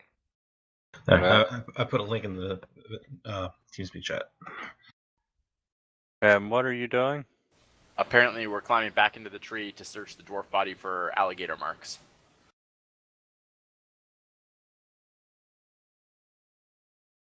Okay. Yes, you don't find any alligator marks. Damn it. Why do you have to say it like that? Well, that theory just went out the window. Damn it. And if you try nature, you probably realize that it was the manicore that killed the dwarf.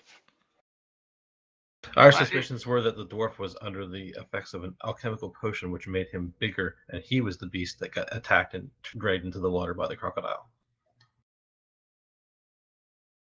Well, that's one way to go with it. So that's why they wanted to check him for the teeth marks. I'm not even convinced there is a beast that got dragged in the water by the crocodile.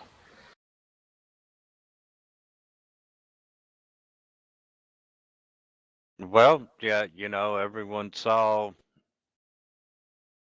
a beast getting dragged down into the water and heard it yell. I'm gonna go to the villager. Where in the water did the beast get dragged down?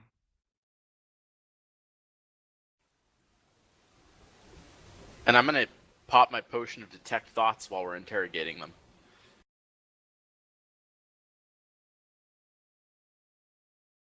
Okay. You don't want to be a part of this. If this is some sort of way to pin it on a creature, because you dislike him for some slight.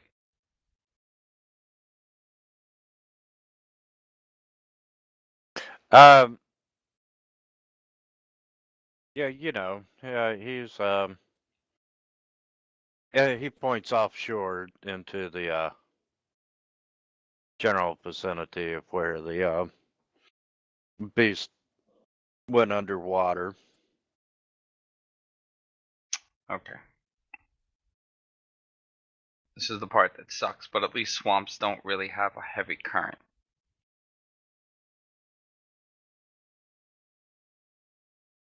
Are his thoughts going anywhere unusual as he answers? No, he's trying very hard to please you guys and be helpful, and that's what he's thinking about while he's pointing out where the beast went under. And Torin, you can tell that he's been on the island probably a couple weeks. Okay, so he probably came after the horde event anyway. All right. I really can't swim in full plate, so I'm gonna have to divest myself of my armor. You know, guys, something else that really bothers me too is these sunken graves. We're not really doing anything about those. We can momentarily, but I just want to take a look. So Should- I'm gonna swim out and see if I can find the body.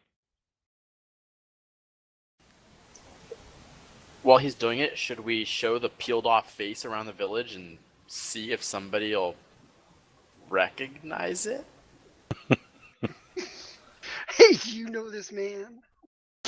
I mean, we could Have you seen the rest of him? we could find a vaguely human-sized boulder and stretch it out over it to make it look sort of human-y. I don't know.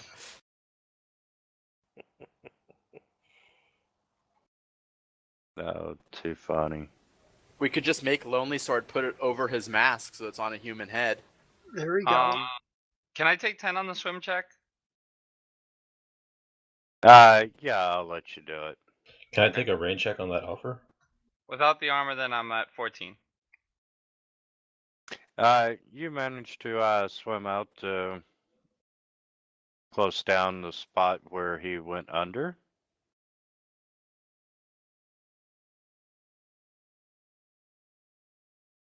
And you do not find any body. Well, I got dragged down by a crocodile. I wouldn't expect it. I was hoping maybe there'd be something, that's all. I'm not gonna do it for too long, because it could have been dragged away, then there's no point. I'll come back and put my armor back on. You stay down there till you find it. I didn't play an aquatic paladin. So the disturbed graves, we're pretty sure that the bodies have been removed, or no? We just know that they've been disturbed. He said it was very sure. You know, it's sunk down like in the middle of the grave, probably about 1.5 feet. And do we have any idea, like, would the guy from town have any idea, like, has it been disturbed for a long time? Like, the stories of the Beast of Lightside have been going around for years. If this is a relatively new theft, it would suggest, he's not made of these people. Someone else has been stealing bodies.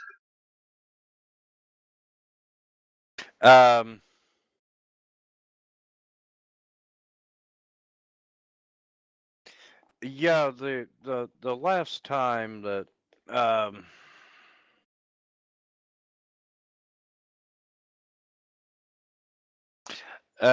your escort has no idea why any of these graves would be disturbed. Okay. And out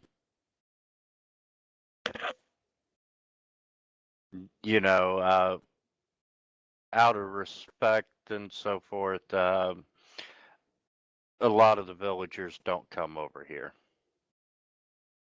He doesn't happen to recognize the face, does he?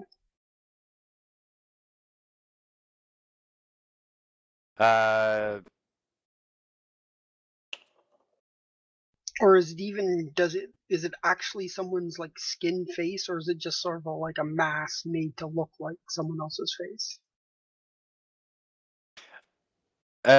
Yes, it is truly someone's face. Are you going to show it to the poor kid?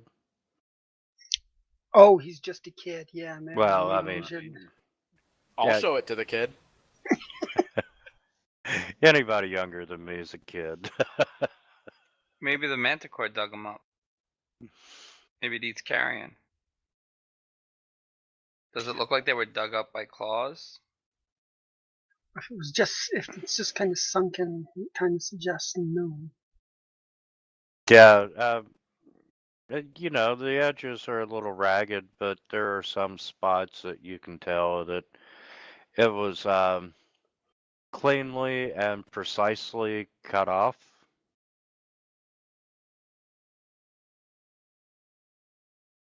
And yeah, the guy kind of reacts in shock, and you know, his face goes white, and he's like, "We know him." Oh, who is And it? he was Nan Kablim. He's a poacher. He used to visit us about once a month, and well, we haven't seen him for about a year. Actually, we haven't seen him since, yes, the beast attacked this village about a year ago. See, we knew we'd find it eventually. Um, absolutely. But yeah, they haven't seen him since right around the time that, you know, of the beast attacks. About how tall was this guy?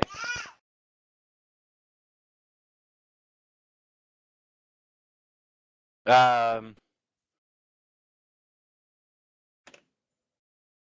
5'10" to 5'12", or 6 foot. Christoph, Darius, is there any reason someone would preserve a face like this? No, crazy people might do anything. I meant, is the solution it's in? Is it something that something can wear? Is there some magical effect to this? Can it be used for some magical purpose? Not as far as I know. I don't know if there's something you want us to roll.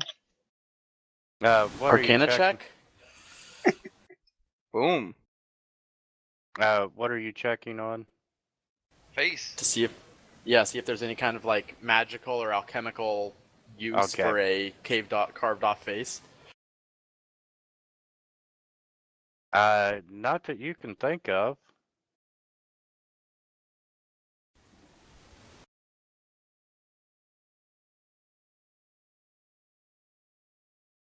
Maybe there's some kind of weird doppelganger going around carving off people's faces and assuming their identities. Wait, the victims who were taken, anything in common? No, they were just random.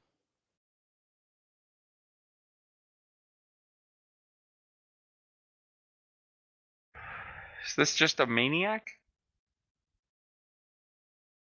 Well, Alright, if you guys, I gotta stole go put my little bodies, girl to bed. You won't go to sleep without me, so be back in a minute. Yeah, no problem. Try a chokehold.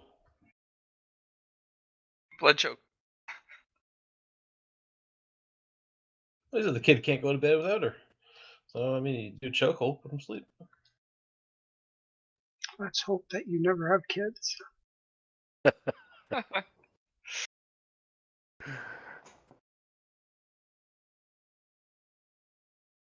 Okay, so you've got a dead dwarf, you've got a face that belonged to a poacher, We have surgical tools. and surgical tools, and Can we do like a circuit around the island one more time, see if there's something we missed, and then I guess. I feel like after that we should go check the next kill site. Maybe we just need more clues. Alright. Darius, you're from Lipstadt, aren't you? Yeah. Make a local check.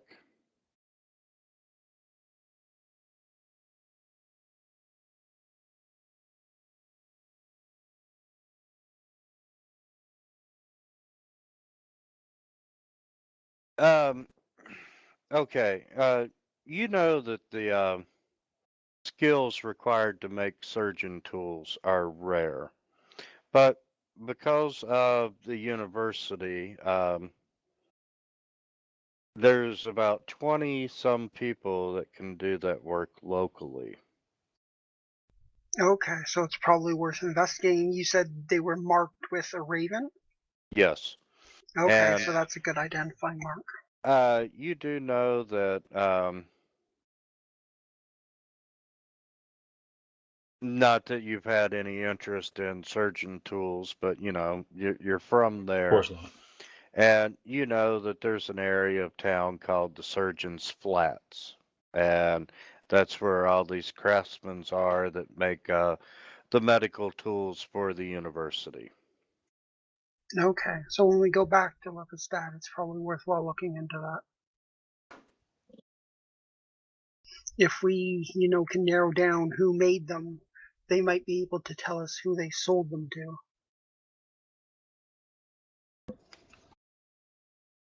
All right. If our circuit brings nothing else up, let's head back. Well, Okay. we can always go to, there's that other village, right, where the beast made friends with the kid. Yes, but this is the one that we have to disprove before the case tomorrow. And then we'll still have time to go to Herstag. Okay. If we go to Herstag, it's possible we won't bring this information to the barrister in time.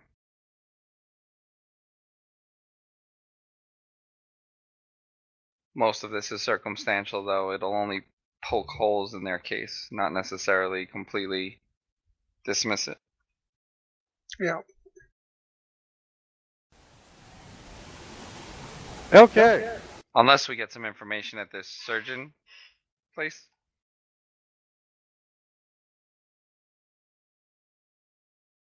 Okay. Yeah, I'll make it back to Lippestadt. It's about 4 in the afternoon now. Shops are generally open from 6 a.m. to 6 p.m.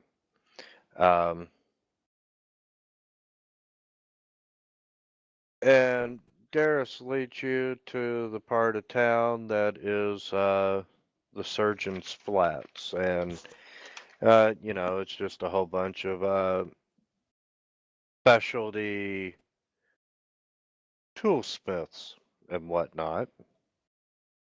And there's people milling about on the street corner, and like I said, there's 20 some shops.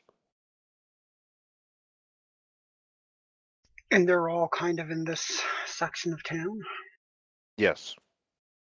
So I guess the first thing we should do is if there's any signs out in front with sort of the familiar raven symbol, that would be the first way to narrow it down. And then we could resort to asking people if they recognize it, I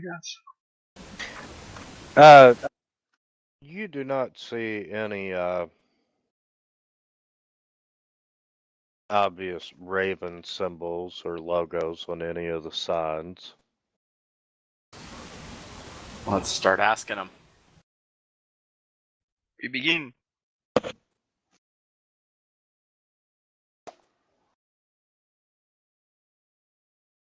Okay, you want to make a few diplomacy rolls there? This sounds like a job for Villager. I'm on it.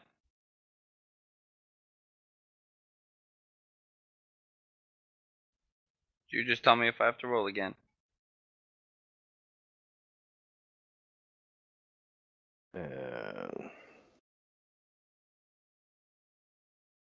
Okay, one of the, I guess, blacksmiths that you encounter does recognize the raven symbol as a maker's mark.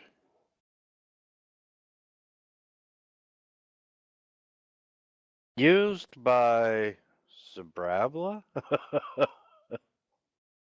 Yeah. Who has a workshop just down the road a little bit. Off we go to Zbraslav.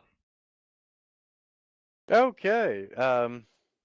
As you enter his shop, you see a bookish man who's wearing very thick spectacles. Good evening.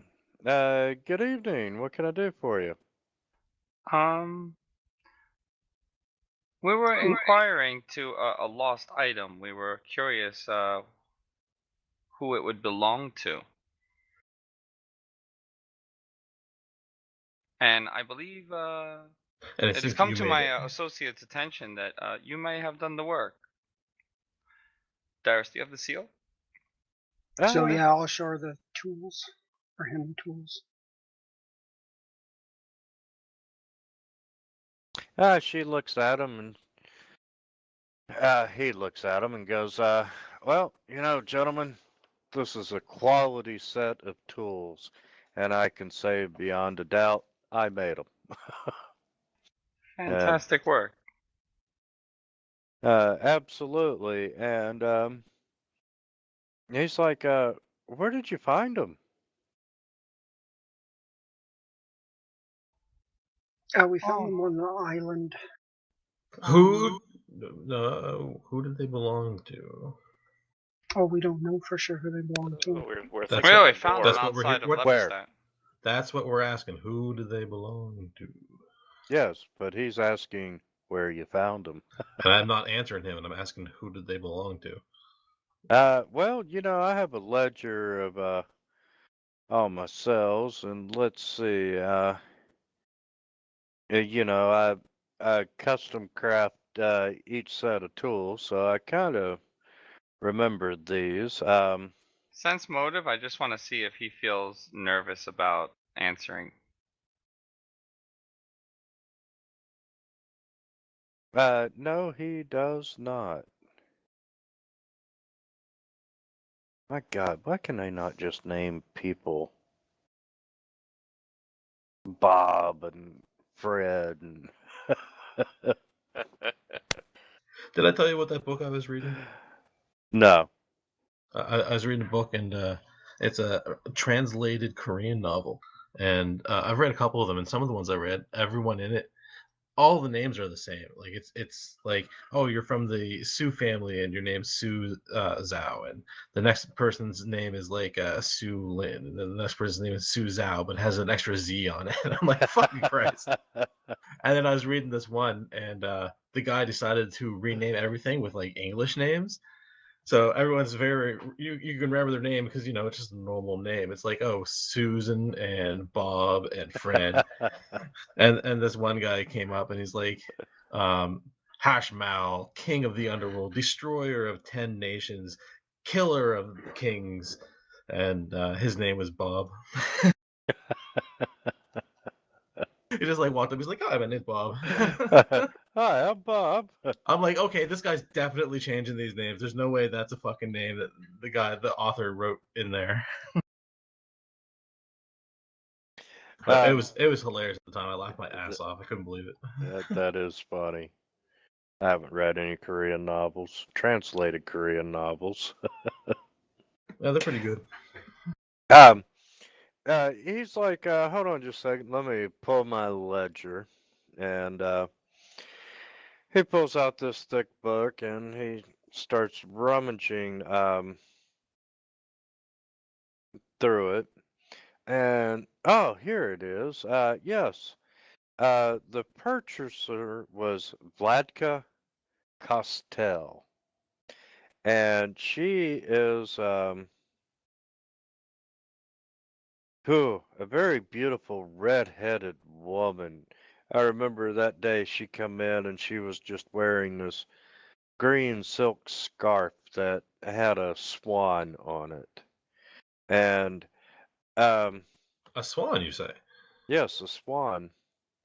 And I know she works for an auction house, but I don't remember which one.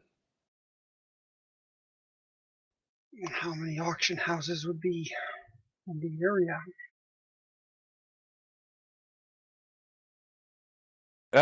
Well, there's a couple. You got Bob's auction house, Joe's auction house. And Meleka High Meka Hiney Hose. Must be that one.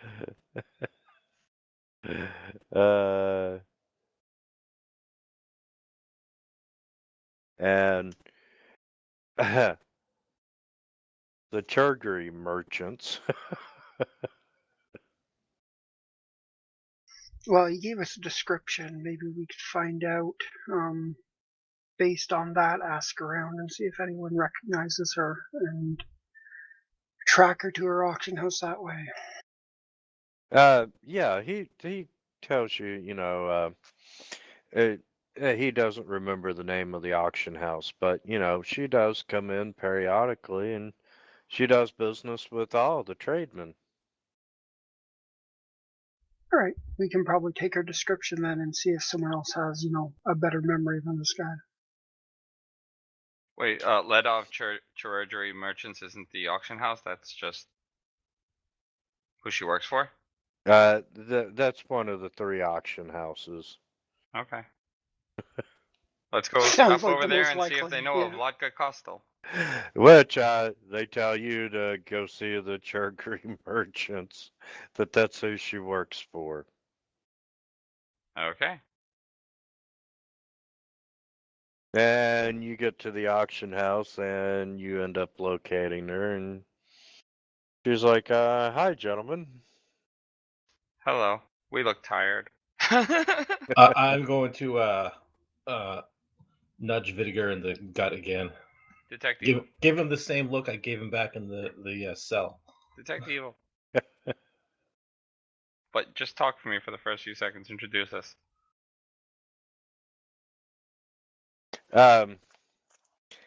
Yes, you're not detecting any evil. Hello, man. We found your this tool case, and we were told it belonged to you. Where did you lose it? Oh, I didn't lose them. We sold them. We're an auction house. That's what we do. We buy stuff to auction off. I see you don't happen to remember who might have bought this particular set, do you? You would have a record of all your auctions, right? Yeah, hold on. Let me get the auction master. And she goes out of the room, comes back, and she's with this very stuffy, pretentious man. He's got bald head and small little tufts of hair above his ears. And he's like, you guys were requiring, or looking for some information on one of our clients? That's Actually, correct. we're looking for information about an item. This seal was attached to surgical tools. And yes, we would like to know who purchased them.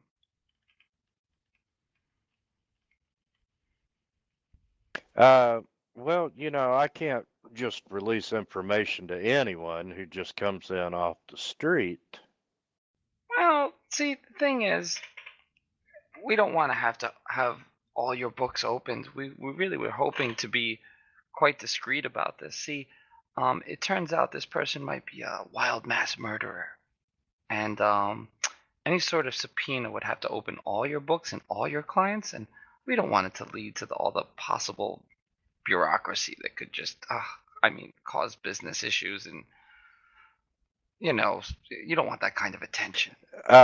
Would that be diplomacy, bluffing, or All of them. intimidation? Whichever one works best, because I'm trying to make it sound helpful. Like I'm here to help you. I think it's probably diplomacy. He didn't really threaten him, and he's not bluffing. He's kind of telling the truth. Yeah, but that was more of a threat than anything. It's like you don't Yeah, want this to go that like was a that. veiled threat. Yeah. Well, don't worry, I'm not terrible at threatening. Well, I tell you what, I'll let you make the call, diplomacy or intimidate.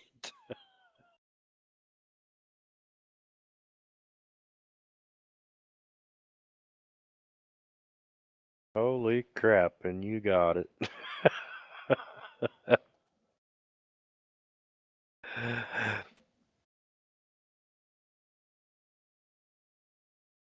Um, And I'll be very happy to leave the name out of this auction house out of any paperwork.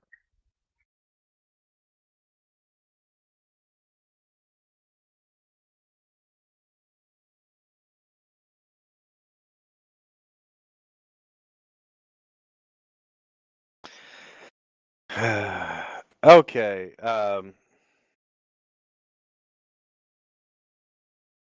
He's like, I can see your point, and if this person is a mass murderer, then yeah, we definitely need to stop him. Thank you And so much.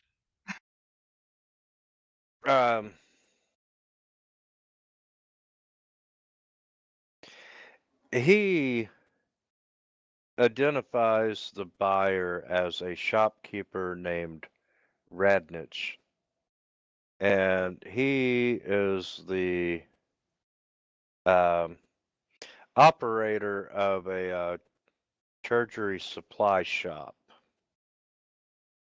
Um, about 2 blocks over from you.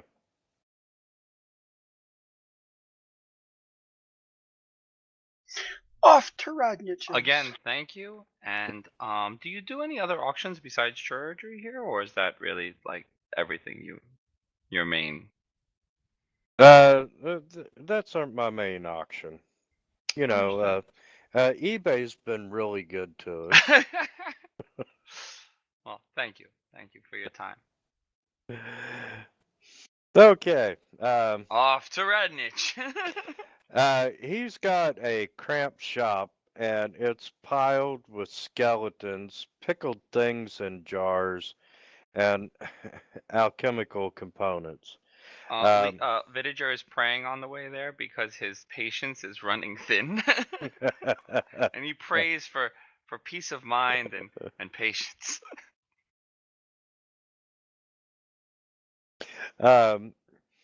Yeah, he gets there, and when you walk in, you see all this crap, and this gentleman walks over to you, and he's like, "Hello, what can I do for you today?" Detect evil. Hello. No evil.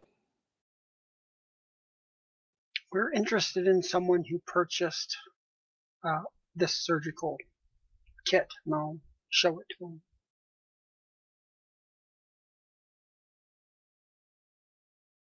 He's like, "Gentlemen, we run a very confidential Give me a uh, runner. business. I just can't divulge that information." But surely this individual would want to have such a fine purchase returned to him. Well, I'm sure they would, but I'm getting up there in years, and my memory's not quite what it used to be. I give him 10 gold. Yeah, it's still a little fuzzy. And I will add another 10 gold. I will add my kukri onto the desk in front of him and keep my hand on it and say, "That seems like a fair deal to me." Ah, yes, he was a striking fellow, very dapper, dressed in black from head to toe. Um, he said he owned a Chimix work somewhere.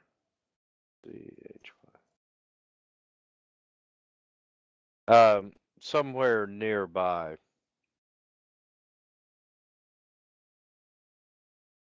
Chymic work nearby. Yep. Head to toe black. Nothing else distinctive.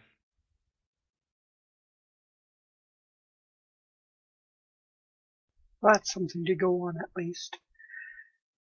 Um, Didn't we hear something about, didn't the beast talk about someone dressed all in black? Yes. well, yeah, he said he owned it somewhere nearby. That's about all I can remember with You know, my memory's just going. It comes and goes with age. You know, they say that as you get older, you start losing your eyesight. I've never heard them say that you lose your eyes, but I'm willing to make an exception for you. Would you like to make an intimidate check?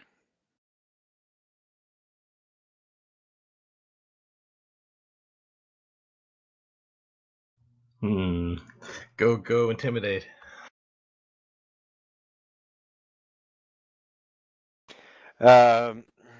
He's like, you know, I haven't either, and I'm not gonna be the first. And yeah, the guy is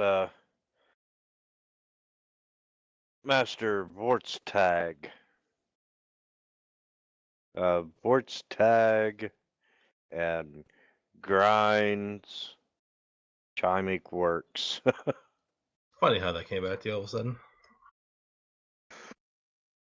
Memory's funny that way. You have such a way with words, stranger. I've been told that before. Okay. It is now, you know, 6 o'clock. Shops are starting to close down.